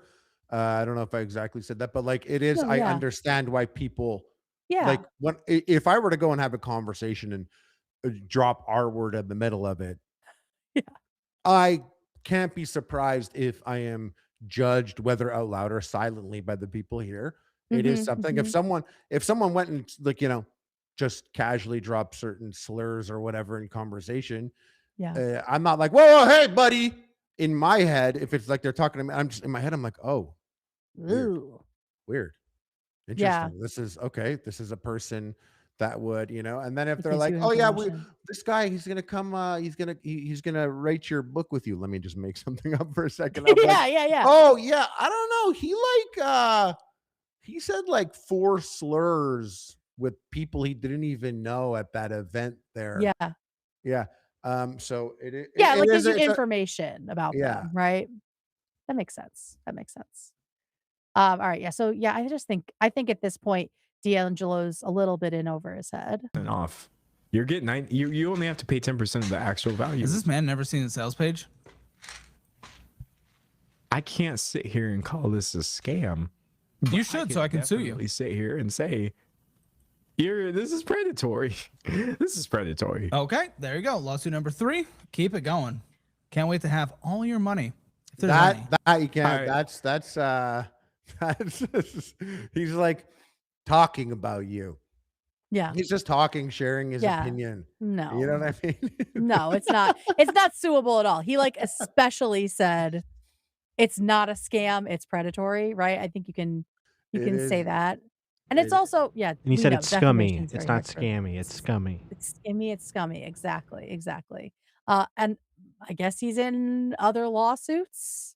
It was kind of hard to nail down, but he does later talk about how he wants to sue the girl from the date. So that would be at least 2. I don't know who the third would be. By the way, Lots. I looked it up. You can get banned on Hinge Yeah. for saying the R word. Okay. So We like that. if you like messaged her like thanks for nothing, R word, you get banned for Imagine. that. And I do believe it gets chain reaction banned to the other sites. Yeah, I wonder why he got banned. Maybe it's in that message, but I don't feel like reading it. All right, let's keep going. It just straight up is. This is obviously. He's saying it's a scam. He said it's not do a you scam. not know what you are doing right now? You are literally walking Did he yourself say it into was a a scam? No. I'm talking to my lawyers. I'm like, He said it's not a scam. He said I Okay. can't hear and say it's a scam. But it's predatory. That's what he said. you should, so I can sue you. Here. I can't sit here and call this a scam. You should, so I can sue you. Definitely sit here and say, this is predatory. This is predatory. Okay, there you go. Lawsuit number 3. Keep it going. Yeah. So he thinks it's predatory.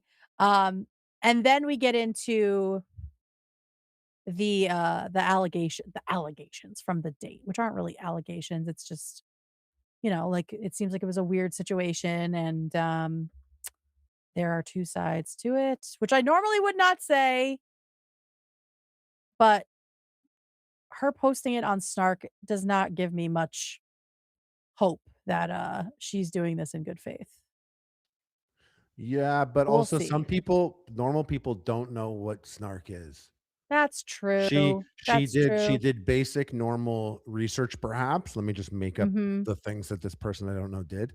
Yeah. She maybe did basic research and found Yeah. a place where it would find a home and get blasted and not know about the underlying negativity of what a snark is and Yeah. how it operates and what they've been responsible for in the past. So Mhm. it's why I'm as you can see, I'm used to giving people passes and leeway until I Yeah. have a really good idea of what's going on.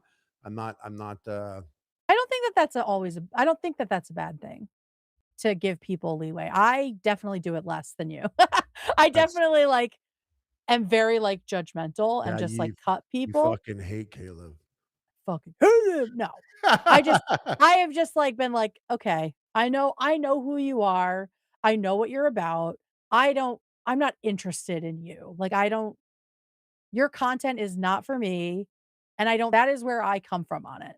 And I do base it on his actions, his words, right? His responses to things, the way he talks about women, Totally the cool way. being like I don't like someone.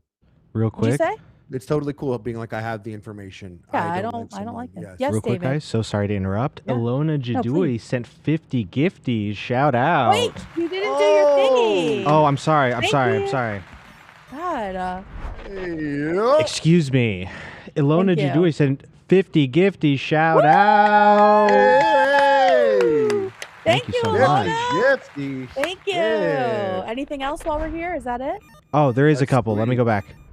Yeah, get him in. Perfect. Oh, when they were talking about wrestlers, OB24 said, "How dare you forget about the GOAT Goldberg?" Oh, Goldberg. Yeah. Uh, It's true. Also, Jew. Mr. Irks Dia. H3 and Caleb Hammer were my top 2 podcasts last year. You don't need qualifications to tell people not to spend 2K per month on fast food and TikTok shop. All Very right. true. And Yep, I that's think true. that's everything. Okay. Goodbye. Okay, thank you. Thank you, David. So yeah, I went and found this because I was curious to see why she reported him. And it doesn't seem like it was related to some text.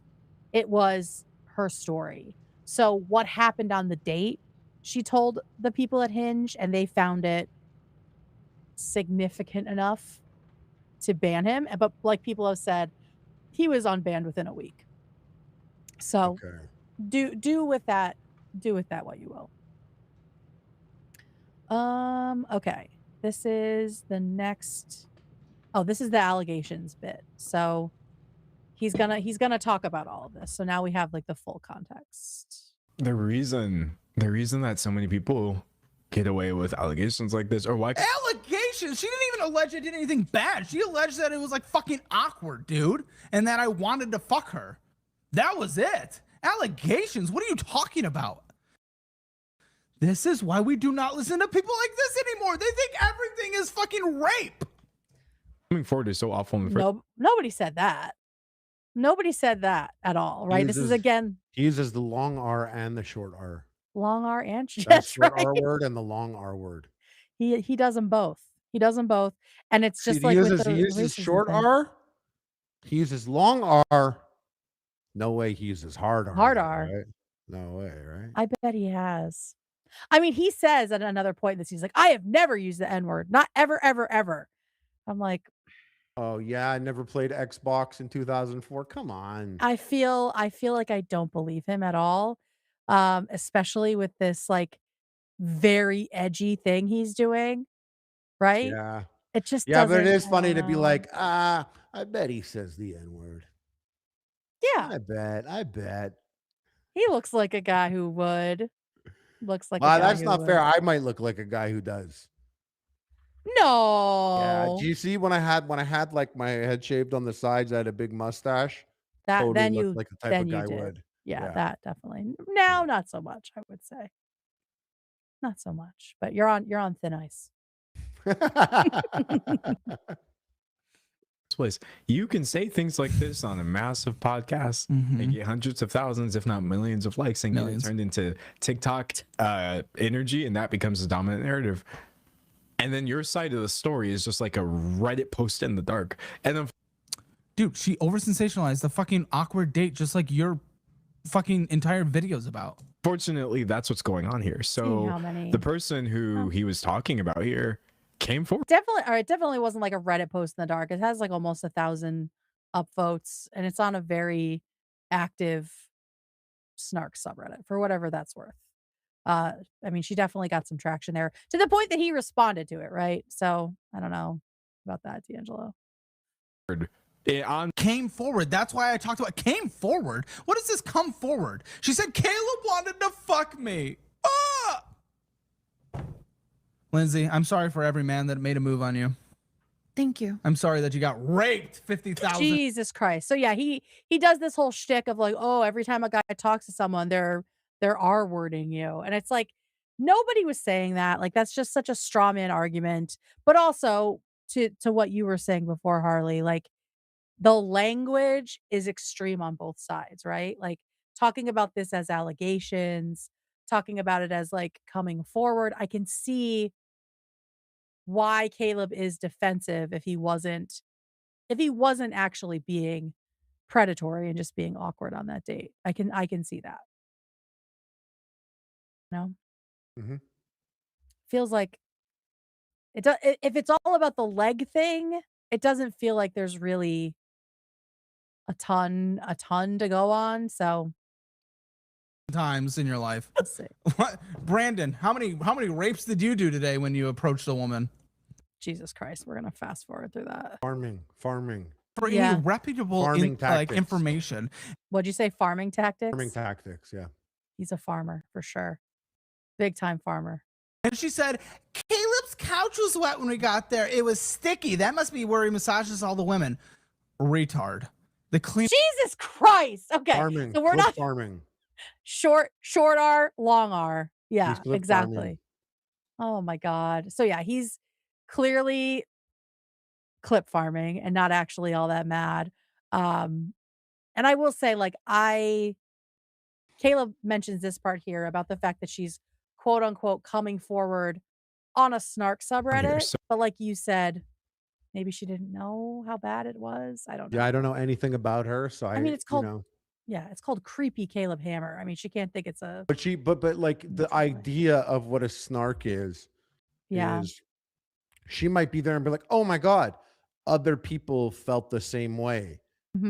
This is a safe space for me, and not realizing like this is born out of a much more nefarious reasoning than what you're thinking right now.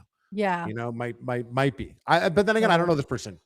She very well could be a you know, person that went there on purpose that likes to spend time there. Who knows? Who frickin' knows? We do get then a response from Caleb after all this. Well, let me show his final thoughts, actually. I'm gonna show his final thought at the end of this because that's basically it. We'll share this here. Here's another clip farm. D'Angelo. That was the worst thing I've ever seen in my life. You have no idea what the fuck you're doing. You didn't research anything. You're a performative weirdo. You are not the moral arbiter of the world. You do not get to decide what is good content. You are nothing. You're pathetic. You've never contributed to the world. We have real results, real lives, 50,000 people. Every guest that's been on the show, 25,000 hours in 12 months. You've done nothing. You'll never be remembered for anything. You're pathetic. You are 5 years ago, 10 years ago. We've all moved on. No normal person cares. And ladies and gentlemen, Hey. Harley cares. Yeah, but I'm not normal. Harley cares. But I'm not normal. But this at this moment, you're watching a man work and do his job. And the way the rules are set, whether it's unfortunate to you or not, to anyone out there, this is what doing a good job looks like in the environment that's been created. With Twitter out there, this is how you clip farm on Twitter. That's what you do. He might have an entirely different, more finance focused reel cut up for Instagram and even more so on YouTube.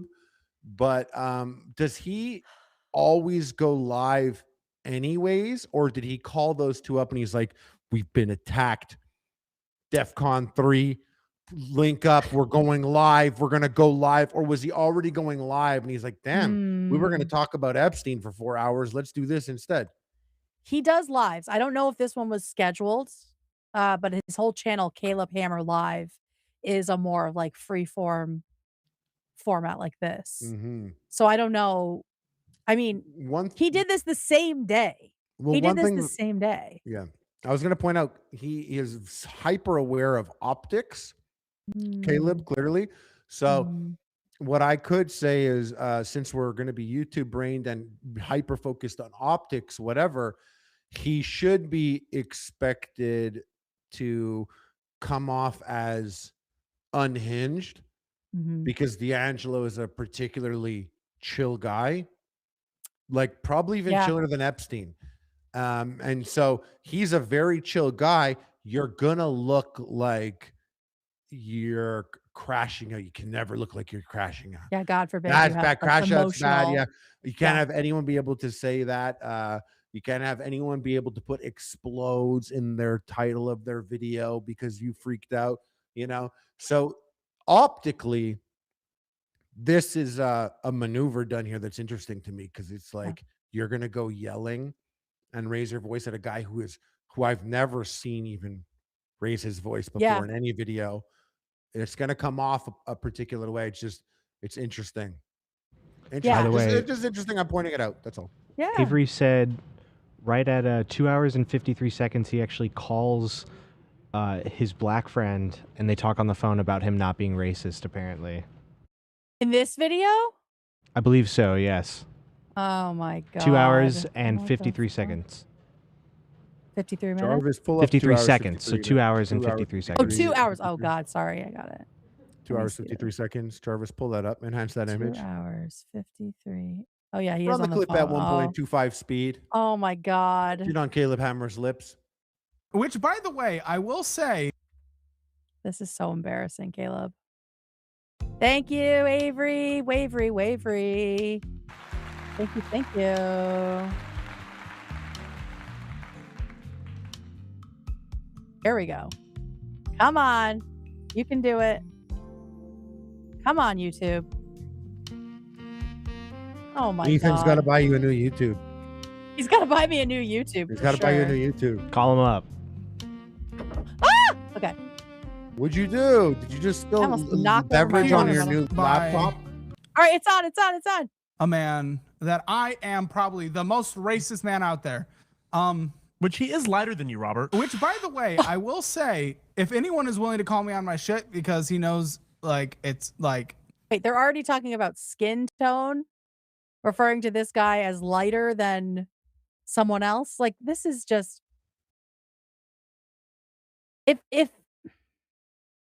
If someone I knew called me and was like, tell these people I'm not homophobic because I'm friends with you, that would be the last conversation we ever had. That's just me. Like, I don't want to be used as a fucking get out of jail free card for somebody. That to me just proves like what you think of me. That is fucking insane. Yeah. Not cool. Nothing bad will ever happen. That I'd flip it. I'd be like, no, you are. Yeah, no, you are. You literally are. Wait, you're so serious? fucking Oh, you're rude. serious. Oh, yeah, of course not. Yeah. No, you're chill, dude. Yeah, you're so chill. You've never done anything racist ever. I can't believe this. Robert will always call me the fuck out. Robert, am I racist? No. Robert! Yo, I gotta get me a Robert. I gotta get My me a soul Robert. just Like, died a little. Robert, am I chill? Robert, am I chill? Robert. Exactly. No. Robert said I'm chill. Robert Robert said I'm chill. no. Don't worry. I I'm hate chill that now. for Robert. I hate I hate that his friend put him in that position. I think that's really fucking gross. Dislike. I dislike that. He's probably okay. like, hey, Robert, you're live in front of thousands of people. Am I racist? Exactly. Exactly. That's a horrible position. Dude, fuck What is he this going to guy. say? I mean, Exactly. Exactly. Okay, so after that, after the 4-hour, manufactured crash out, we get Caleb posts again, same day, a brain dump on his own Reddit, on his own sub, in which he says if he had just posted this, things probably would have been a lot better, but would have been less clippable, right? So he says, here's the thing. I put a lot of care, time, and even money into trying to make the best educational resources we could.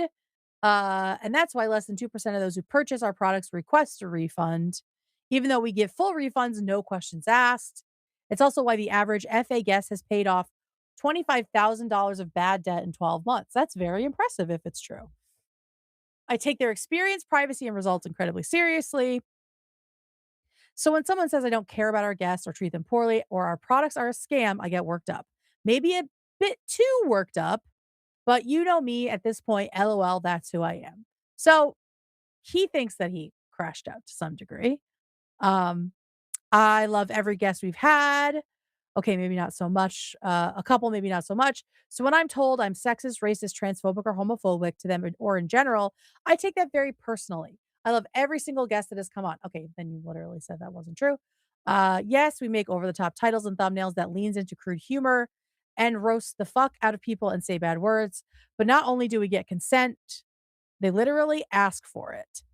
Guests are always fans of the show, and half the time they come in with lists of over-the-top inappropriate jokes or roasts that will be thrown towards them in our stupid little show. That's strange to me. That feels like it's not true. Stupid little show. It helps people clear their debts. Yeah, which is it? Is it a What joke is or is it a it? stupid little show? Which is it? I just really think we need to stop being offended on behalf of people. Oh yeah, here it is. I'm a free speech warrior. Stop being offended all the time. People who are not offended themselves. Again, we're talking about the ecosphere, not the actual people.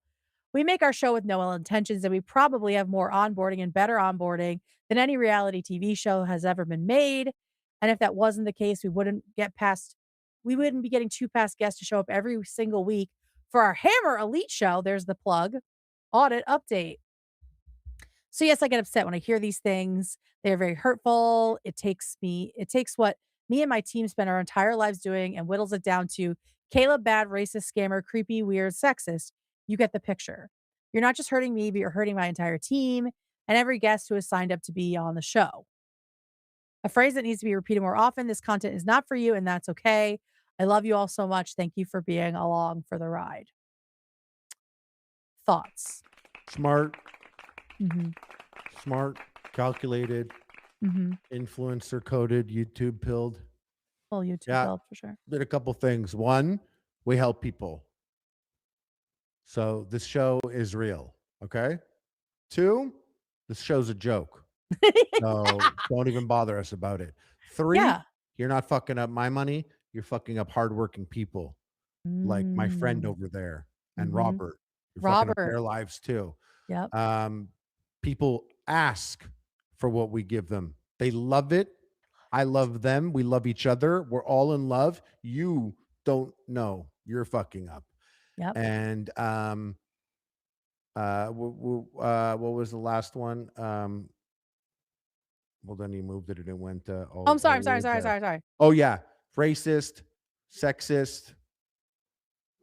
I can't believe you're even calling me these words when I have friends who are colored, and I have I have a female on my podcast. You have friends of color, not and colored. I have a female on my podcast. Is Caleb's words, not mine. And, that's right. And lastly, to my fans, I love you all so much. Thanks for being along for the ride. The ride might get bumpy right now. It could use you. You know me. Mount up. Stand back and stand that by. Membership, baby. Hit that membership. But I think it was tactically, it is good because I try and put myself like in my mom's shoes, you know, in boomer shoes to look at something. Yeah, normie boomer shoes. Yeah. And she would be like, he didn't say anything wrong there. I don't think he's racist. I don't think he's sexist. Look at the employees he has. And look what it is. So he kind of sometimes we could be when when someone is doing a move, but they maintain plausible deniability of that move. And if you try and call them on it, normie people might not see what you're pointing out because they're not in the muck as much as you are. So maybe you've seen it 1,000 times before you know what it looks like. They might not. And so I think this is an excellent response for his audience and for people that were on his side, as well as people that were halfway torn between the two. Yeah. Because people who hate him aren't going to believe him either way. Right. Like, I think that's something that Ethan and Hila have learned over the last year, and AB too, and probably you, right, and me, is like, there's no explaining yourself to people who fucking hate you. Like, they're not going to change their minds. They're going to take everything wrong. They're going to pick apart your apology. So don't cater your explanations to people that are not interested in it, right? And so, I think it's a good statement for the people who are open to it, right? I do wonder, like, are you allowed to critique Caleb Hammer for things, or are you immediately trying to ruin everything and get him canceled?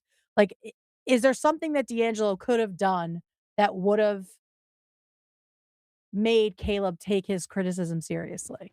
Or do you think from the jump? He didn't. I don't think D'Angelo expected the response he got. I think it's the tactic that Caleb employed here is the type of tactic that you do when you want to send the message to all other creators that are thinking about saying something about me. If you're going to come at me, I'm going live immediately. I'm going live for 4 hours and I'm going in on you. So to anyone else there that wants to do that, and like even it's something to be weary about. There are creators out there that it's like, oh, if you're gonna fuck with that guy, just know it's gonna be a lot like our boss. I was gonna say, do we know anybody like that? Where it's just like, you're so he just I've never seen him in drama before, Mm-hmm. but now if someone were to make a video about him, I'm gonna be like, me, I'm caught up in the whole way. Yeah. I'm like, I can't wait to see what he's gonna say. He's probably gonna say some crazy shit for 4 hours. Yeah. Because they came at him. Well, yeah, So we it does send a message. Would you call it a war zone? Yeah. It's a war zone. We Whoa, who showed you that? Whoa, who showed you that? What is that? Fuck yeah. Is this a gaming channel? Dude, you had to be there. You had to be there. But it's back. All right. Whenever we're talking about someone and we don't like them, we want to get into it, just fucking. Okay. Okay. I didn't say I didn't like anyone yet. I'm still, everyone is a YouTuber doing their job. I still have not. True. I have not True. stated. No, you did say you don't like someone, and that's okay. Okay, that's true. Yeah, not a fan. Not a fan, but that's okay. It's But I did totally want to point out fine. one thing also is Yeah. he was filming people that were like on his couch that's fully dry and not a wet couch at all. And he was filming them and he was like, do you consent? Do you consent? So if you were on the show and you had paperwork written up, like it could be something that would be like, everyone that's been on my show loves me. Ask them. They might be bound to a paperwork that says that they can't. And obviously paperwork is just paperwork, doesn't mean anything unless the person wants to sue. Is he a particular litigious person? Seems like it. So the message has been sent to all other creators. If you're going to come for him, he's going to fucking come back hard. And if you've worked with him, he's got everything is all wrapped up tightly so that there will be no weaknesses. Yeah. Fucking yikes. Also, real quick, because everyone's asking. Yeah. You got that too? We got time to roar. Of course I do. I got fucking everything over here, dude. Woo! Fucking. Now, I shouldn't even say this, but we know that Ethan's show is now live. Shout out to Ethan. But I mean, watch whatever you want. Watch whatever you want, but maybe stay here and then go watch that after. You know what I mean? That's my opinion. Because we just have one little bit left, and it is D'Angelo's response to the response. And he is coming with a very different energy. Much less chill, Harley. Oh. It is a much less chill energy. There's a lot of it. There's a lot of it. A lot of it is like a retread, but there are some new things because D'Angelo's going hard on there are some pedo allegations against Caleb, and D'Angelo's going hard on it. So let's see what he has to say. I should be. It's kind of interesting. You suck really bad, and nothing you said in the 4-hour live stream has disproven that. If anything, you just proved so many of my points. Dare I say every point? So wow, the video is no longer called I'm suing D'Angelo. Okay, so this first bit is us finding out through D'Angelo that Caleb is walking back the suing thing. Because people don't take that well. Yeah. So he's walking that back. But it is called D'Angelo Wallace is trying to cancel me. Oh, but I proved him wrong. You wouldn't be able to define the word cancel if your life depended on it. He comes back and pins a comment and says, I'm sure D'Angelo is a good guy in general. And I know the internet slop community can get pretty intense, but if you're from his community, please listen. I know I can likely be more over the top and say words you don't like, but I hope you're willing to actually hear my responses to the criticisms he gave. So you acknowledge that I was giving criticism and not just trying to cancel you. Interesting. Anyway, I'm going to tell you right now, nobody who follows me would actually be able to make it through your 4-hour video. I was barely able to make it through your 4-hour video. You know what? Let me be honest about this. I had to read it. That's the only way I got. I could not listen to him speak for 4 hours because it was so soul draining. I had to be like this is a different D'Angelo, right? Yes, he's coming in hard with it. Fucking dragging his ass. I love it. You know what? Let me just get the transcription of this and pretend it's like a Substack article. That way I can survive the editing of this, get it out quickly and move on with my life. Ain't nobody finna watch that, Caleb. But I still suggest that people do if they really want to see the. Okay, get to the He comments. says, and Here we no, go. I don't sue for criticism, as people are saying. That would be every day of my life, if so. But when you claim that I do not provide any benefits to our guests, allude that our products are scams, allude. Oh, see, he's realizing I never said the products were a scam. The backtracking is wild, y'all. And say flat out that I am racist, homophobe, transphobia, and sexist. That's where the actual legal troubles can happen. No, they can't. You were never actually going to do anything. I had so many people texting me like, oh, D'Angelo, he's going to sue you. He's going to sue you.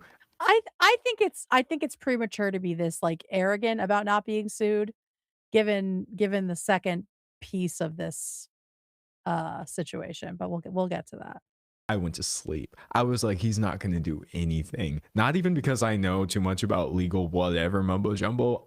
I know this personality type. I was like, he's just crying because I dared criticize him. He says, a lawsuit tends to just give another creator more drama to react to. So it's more than likely nothing will happen. But these are serious things to discuss when creators make claims such as these. And you know. Oh, what happened? Did it stop? So yeah, it's basically the whole thing that he was saying on Reddit. And then there is a bit, here's where he kind of totally walks back. Oh, this is where he talks about wanting to talk to D'Angelo. Comment. Someone said, I wonder then, being a thick-skinned Texan myself, if you and D'Angelo could have a public-facing conversation, two adult men around the same age. Nah. He is 30. Caleb is old. I know that I'm Hey, little scamp. What the fuck? What did we do? What the fuck? Fuck us. What did we do? Just catching strays. Old people catching strays out here. 27. So unfortunately, I've lost my right to call people who are 30 old. We are around the same age. But bro, you are so old to be acting like this. Let's be real. Okay. It's like grown-ups. And Caleb says, I'd be down. I DM'd him today. Where did you DM me? I don't use social media. I didn't see it. That was never going to happen. So he's denying the DM. Months, I remember I have an Instagram account, and so I will post a picture there. I'm wondering if maybe that's where that DM is, but okay, let's just keep going. I DM'd him today to have a genuine, productive convo now that we've cooled off. We will see if he's interested in that or only content. Girl. Happy to chat to him and get his perspective and give him mine as well. My perspective is that you're racist and I'm black. I don't want to talk to you. I don't want to sit in a room with you. I don't want to give you the time of day. I've seen this tactic before. This is a part where you're going to be like, oh, see, D'Angelo is intolerant. Oh, see, D'Angelo claiming to be part of the tolerant left or whatever you want to say. Now he doesn't want to talk to me. You're right. I am deeply intolerant of you. Caleb Hammer, we're not finna have a conversation. We're not going to kumbaya. We're not going to kiki. This don't make no sense. So that conversation's not going to happen unless maybe, do you think YouTube pilled he would come around to it for the content? D'Angelo? Yeah. No, because of the tactics and because when you put it out there and you put it in a video, I don't think he's gonna look that good toe to toe. I think he's gonna open himself up. Let me put it to you this way. Caleb could be like, wow, you're R-worded.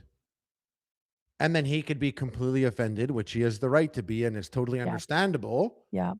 And now that can be clip farmed into many literal dollars. Yeah. But D'Angelo would never clip farm that moment. Right. And moments that are nuanced and long-winded don't make for good clips. But calling someone R-worded makes for a banger Twitter clip. Yeah. So it would be a one-side thing here. But when you get in there and you want to, if you're gonna do this, you got to do that. Yeah, you do have to do that. It's how I mean, personally, what I like about this channel is it never really felt like there was someone that you're above talking to. So maybe they want to talk about it on this stream next week on Tuesday. No, I'm kidding. Well, I'm not going to unless they want to. Let's host it. Let's mediate. But truthfully, it is. I'm not a fan of conversation killers. Yeah. And something that would kill a discussion is being like, this guy is racist, misogynist. Mm-hmm. Now it's end of story for a whole bunch of people. They will never listen to what this guy says because he's been labeled as such. Yeah. But yeah, he's a little racist when he's trying to be funny, or maybe a lot racist when he's trying to be funny, or maybe he's made disgusting homophobic jokes, but he didn't always have bad. Who knows? Who knows? Yeah. But there Yeah. is a big spectrum to it. And as you can see, even on this show, there's different levels of tolerances for people's bullshit. You and I have drastically different levels of tolerance on people's bullshit. And it's just, I'm kind of looking at D'Angelo, and I would want him to do that. But then again, I am a consumer of YouTube content. You want to see it. That is would provide nothing but particularly tasty moments for us to dive into. That's true. That's a little it is, yeah. And yeah, so the whole thing, I'm looking at it all, I'm like, what are we doing here? A couple of YouTubers talking about this YouTuber, that YouTuber. You know how much fucking eggs cost these days? What's going on out there? Hey, right? So this is, as much as we could jump into it, you know, and I do like to jump into it. I think that D'Angelo, it would be great if he had a conversation with him. And I know that he would be on the back foot, because when you're out appealing to the internet, it's so fucking easy to do the thing, to say the words, to rally certain people. Yeah. I see it all the time. And I do think that it comes from a much more difficult decision. It's personally, when I used to watch a lot of Hassan, I was always like, that's a difficult stance to argue or debate. And I can relate to having to try and have a conversation with people when they got this loaded word and that loaded word. And now you have to break down the words to have the conversation, you know, but it's too bad he lost his mind. He used to be a great creator. It's too bad what happened to him. It's such a shame. Yeah, I also but the never old- I also the never old liked him. him. I also never liked You're him. good. Yeah, my business partner used to always be like, dude, you can't believe you don't fucking see it, dude. Look what he's wearing and blah, blah. And I'd be like, bro, you don't get it. He's doing the things that are hard for me, and I can't even. And then he was like, no. And then so all I do is get I told you so's now. I'm like, don't give me an I told you so for every single tweet. Come on. It's a lot of fun. I didn't know. I got done dirty. Fun. I got done dirty. I love an I told you so. But I would love for D'Angelo Wallace to do that with Caleb, and I recognize that it would be harder for him. And honestly, I think Caleb is an excellent entertainer. The guy is doing the job. He's playing the game. He's very entertaining. He's farming it up. He's doing it. Like, it's very entertaining. But let's look at this last little bit before we applaud. These are some messages from a group chat that I've seen floating around before, and Caleb has said that they are from him, right? He has corroborated it, and has said, of course, it's just a joke, dude. So here they are. Let's just play them, and then we will get out of here in about like 10 minutes or so. Well, I was like, Don't okay, worry, what David. jokes are we talking about here? You were in live chats. I guess this user super ho diddly ho would be Caleb screenshotting pictures of people saying he's hot, is he gay, please, being told he's 16 and no, perv, talking about, And he says, oh, that's a shame. age of consent is 16. By the way, y'all are saying like, oh, this is from a decade ago. No, it wasn't. 8 years ago was not a decade ago. You're 23 years old talking about kids like this. I would like to personally stick my penis in the hole of his. Any hole will do. Thank you. This is about a child. This is about like a 16-year-old. I don't know who this kid is, but yeah, these are things that Caleb said about a kid. Is Caleb completely straight? Apparently, what I've heard is that he used to not be. Okay. But now he identifies as straight. Okay. So it's all a spectrum, right? You can be whatever you want. No, of course. And I think someone, you know, could try something out and it's not for them and recognize that. Mhm. I was just trying to see like if it was all a joke entirely. He's not even, you know. I think at this point he was claiming at least some attraction to men, but that is different than attraction to children. Just to make sure everyone knows we're clear on that. Dude, the person you're talking about is like 14. Caleb saying, nah, he's actually probably older than that. If it's legal to be with 17-year-olds there, it's legal here. Being told, Caleb, you're 23. This is gross. Now, I will say when he talks about this, he acts like everybody was joking back and forth. But all that I can see is people telling him he's gross for this. Like, I don't see anywhere in the chat people being like, yeah, that's a really hot kid. It's literally just him doing it and everyone being like, you're disgusting. So yeah, I think he's trying to be edgy and it's not Yes. landing. Yes. Right? I agree with that. Trying to be edgy, not landing.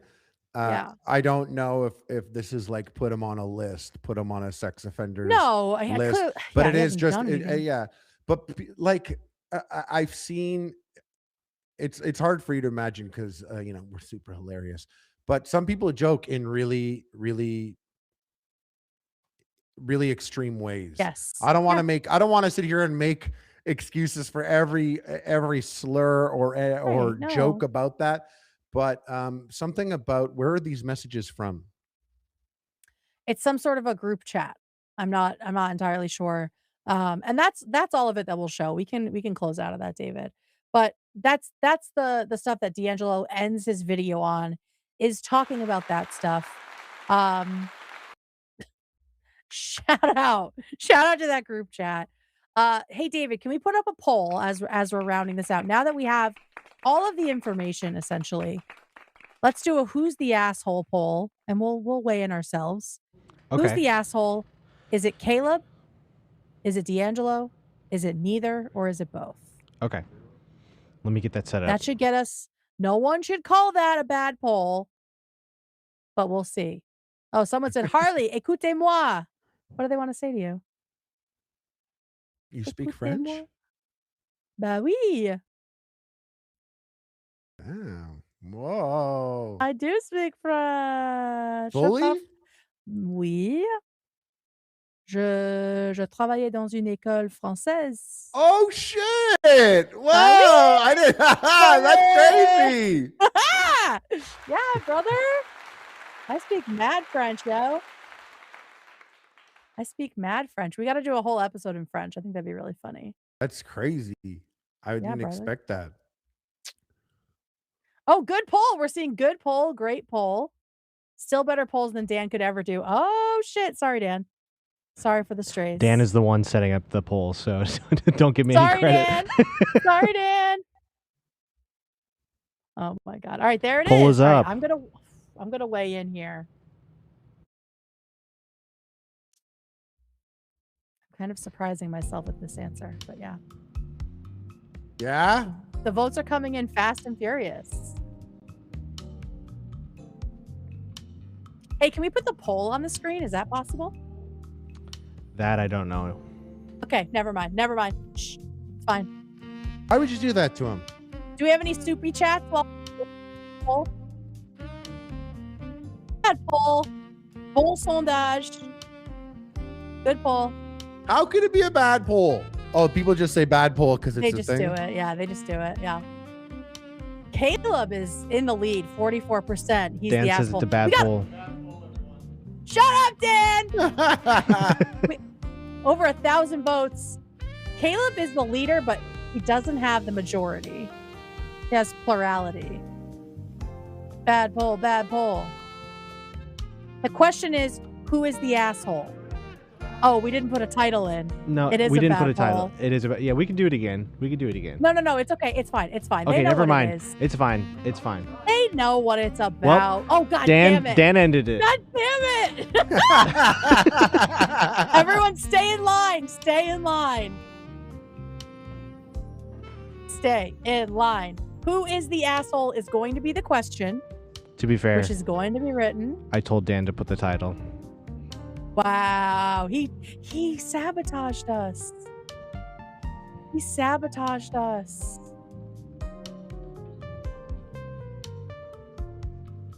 This is such a jam. Oh yeah. No title, I answered wrong. Okay. Oh, maybe people were being like, all right. Here who's we the go. asshole? There we go. All right. Let's see how this one goes. Thank you, everybody, for staying in line to vote. Caleb is the far and away a-hole at the moment. Although both has almost a third of the audience. Officially a good poll. Good poll, everybody. Good job. Okay, so David, what would be your vote here?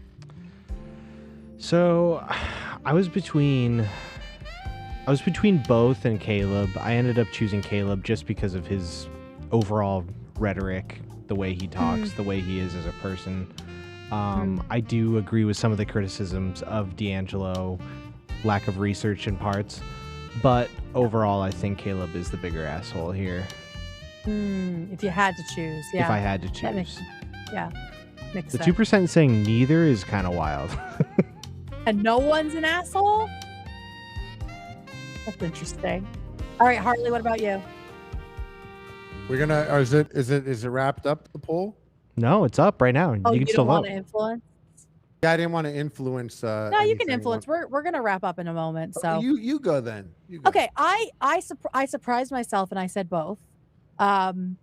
Based on the lack of research, it does seem like D'Angelo went into this gathering at least some of his information from a Snark subreddit, which I don't love.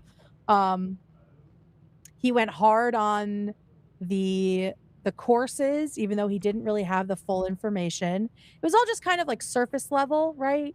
And so, I mean, the word asshole isn't like perfect, but I do think his approach was flawed. And I do think in general, Caleb is an asshole. So I think that Caleb's an asshole. D'Angelo's approach was asshole-ish. And I think that you honestly, Harley, you made a lot of sense today. And so I learned things and walked myself back from my black and white thinking. Yeah, I think For a day. you and I think it's good. I did see you coming in. I think you had more guns. You know what I mean? I think you had more. I hate to say this. I'm one of the 3%. You said neither. That's interesting. I Okay. do think asshole is a tricky word because one of them literally makes his living playing an up as asshole. an asshole. Yeah. That's what Yeah. he does. The other one makes his money literally being a super thoughtful, nuanced content creator. Yeah. So asshole is charged already. I Sure. think the type of content that Caleb makes does not mesh well with the audience we have cultivated here. This Yeah. wonderful audience that Ethan and Gila have cultivated. And I love this audience, and I like their takes. And in many ways, I think a lot of people in this audience are, I want to say I might be a bigger asshole than a lot of people in this audience. I think they're that's what I wanna very say. they're more mindful than a lot of people, more conscientious about what we say and the spaces that we're creating, which I love. I love that, Right. and I'm one of those people for sure. But I do think that maybe D'Angelo went so hard on that it made it really easy for Caleb to lampoon him. Right. Yeah. And so You I know? think asshole is a tricky word, but if it was to be like, who's in the right, who's in the wrong, I don't want to be like, That feels tricky too. yeah, both are wrong or both are right. And I'm also know this is gonna sound like a cop out, and I love making a stance and not being on the fence. Yeah. But they both played the game. They And played the game. that's what They I and you and I really fed into it a lot, because I Yeah. was researching this and I had to go watch, chunks of their videos because it's not like a lot of people were talking about this. Yeah. So, Now they are. here we are and we're talking about this. We're playing the game. Mhm. They did it and it's hard for me to be like, this person is an asshole, that person. I don't know Yeah. either of these people personally. I Mhm. don't know how genuine either of them are in real Valid. life. And I'm That's always valid. like, I gotta hold up. I've had conceptions about people or misconceptions about people, and then I've met them in real life and I've been like, oh, That's right. I watched your edited you. Mm-hmm. You know, or you were doing your thing. Do you know when That's true. Yeah. Well, back in my day when I was famous and I would be on calls, I would sometimes get people, legit people to try and do business with, and they would get on the call and it's like 2012 and they're like, I'd be like, hey, what's up? And they'd be like, sauce boss, dude, you love it. I just finished getting sucked off and sipping a whole bunch of Jack Daniels. And I'm like, oh, he thinks I'm that guy. Mm-hmm. He thinks I'm the guy that's on that the he show. sees. Yeah. So he's Yeah. trying to Not the give real me you. that guy, but that's not who I am at all. But I've seen it many times. People will try. So I don't know these people. They're both trying to get paid. They both might have teams of employees that are banking. There might be someone there be like, yo, Caleb, the views are down. I'm really I need this job. Please Please do something. For my son, he's in the hospital. You Please have call to do people the R word. You have to go hard on the R word right now. Big time. Short R, long R, please. Both R's. Yes, for my son, he's in the hospital. It's for my son. You don't know. You don't know. I don't know. But then again, it is seeing too much of the good in people can be a fault of mine. So you always could be like, you could always be like, Harley, you're being a fucking loser here. Make a stance, you know? No, I think you're valid. And I saw someone say that there can be like different tiers of asshole, right? And I think again, tier one. Epstein reference. We were going to talk about it so much, guys. Epstein. Oh, we were so close to talking about it. So yeah, I think that in this case, D'Angelo, just because he went into it with so little actual research and it was all just like sort of chewed up and spit out from sources that spend their whole time like shitting on Caleb, I think that makes him like a very low level, not an asshole, but just not right. I think he could have had a more solid criticism if it didn't all come from that shit, right? So yeah, that's where we land. That's where we land here. It looks like people think Caleb is the asshole, the majority, and I'm not surprised by that. Not surprised by that. He definitely is an asshole. And he knows that too. Both has 28%. And Harley, yeah, you are in the very, very little minority. Yeah, I knew this would happen. Okay, who's that 7%? 7%. Yeah. They work at Hammer Enterprises. That says D'Angelo. I think he did have D'Angelo, or Caleb did have some fans in here. Okay. Do we have any final super chats to read? We do. Magical man. Hello. Let's see. We have Carrie D's Nuts. Shout out. 40 chess move. H3 makes ops with Caleb Hammer. iDubbbz automatically sides with H3 op. iDubbbz goes on financial audit. Hilarity ensues. Very true. Very true. Maybe it'll happen. Who knows? Moonchild said, whenever Caleb shrieks, my poor cat's ears suffer. He went into hiding. He usually does fine whenever I watch. Anywho, love you guys. Thank you. Kristen Booth. She said, I love this extra H3 After Dark episode schedule. Gwamly. Very, very Thanks, fun. Kristen. We love you. And then we have a from Obi24 again. They said Caleb is too old to act like a crass edgelord, and D'Angelo is too old to be acting like a snarky know-it-all. They're both so tiresome. I can see that. I can see that. That's literally describing my personality, though. Both of those things. Oh yeah. That's why I'm like, neither of them did anything wrong. And too old. We got one more right now. A $20 one just came in right now. From, let's see, J-ST6SS. All this extra content lately has made all the boring parts of my life, like working out, household shit, way more tolerable. I throw you on and suddenly I'm actually doing things instead of procrastinating. Shout out. Well, yay, we love that. Thanks for tuning in. Shout out ADHD fam. I'm back to you guys. Thank you. Well, that's... Can I just also say that Brandon, the co-host of Caleb's show, that was apparently friends with Nick Fuentes, apparently he had made one joke once, and since then he has denounced him many times. Okay. So I just wanted to clear that up. Apparently. So he's not friends with Nick Fuentes. No, this is news from the internet. Oh, okay. From a That's good to reliable know. source that he's denounced him multiple times, and he's not. We love to hear that, and we will. We will stop. Yeah, we will stop perpetuating that. That is us correcting the record because we love it here. We admit, we're because we're perfect. We admit when we make mistakes. We sure do. Okay, that's gonna do it for us tonight. Oh, we have one Hold final. on, we get more. We were having more super chats here. We can't my leave God. until All we're right. done. Hey, yeah, we can't leave. If the money's coming in, we can't leave, dude. I'm sorry. Dude, Hold on. This is literally number 1 on Caleb Hammer's book. If you're making money, don't fucking go anywhere. That's right. Stay. All right. So from Juice? Tiffany to Trill, Harley, I love School of Rock, my fave movie. Let's Rock Today. One of my favorites as well. Probably a top 5 movie for me.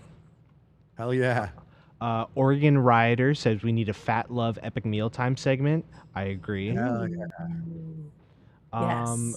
Maxim donated again. Still waiting on the windfall from taking Ethan's course. It's coming, I know, but opened a couple more lines of credit in the meantime. Just want to say I deeply appreciate the room for different views and thoughtful convos here. Shout out. Oh, yay. All right. Okay. Back to you guys. Thank you, everybody. Thank you, Thank David. Thank you, everybody, for being here. Thank you. What a lovely journey we've had together. We will be back tomorrow night, obviously, after the H3 podcast. Now you can go watch Ethan destroy some conservatives on We'll link it in the Piers description. Morgan. Link is in the description. So go check it out. And we will see you tomorrow. Thank you, Harley. Thank you, David. Bye, guys. We'll see you there. Bye, everyone. Bye. There's that music, baby. Yeah.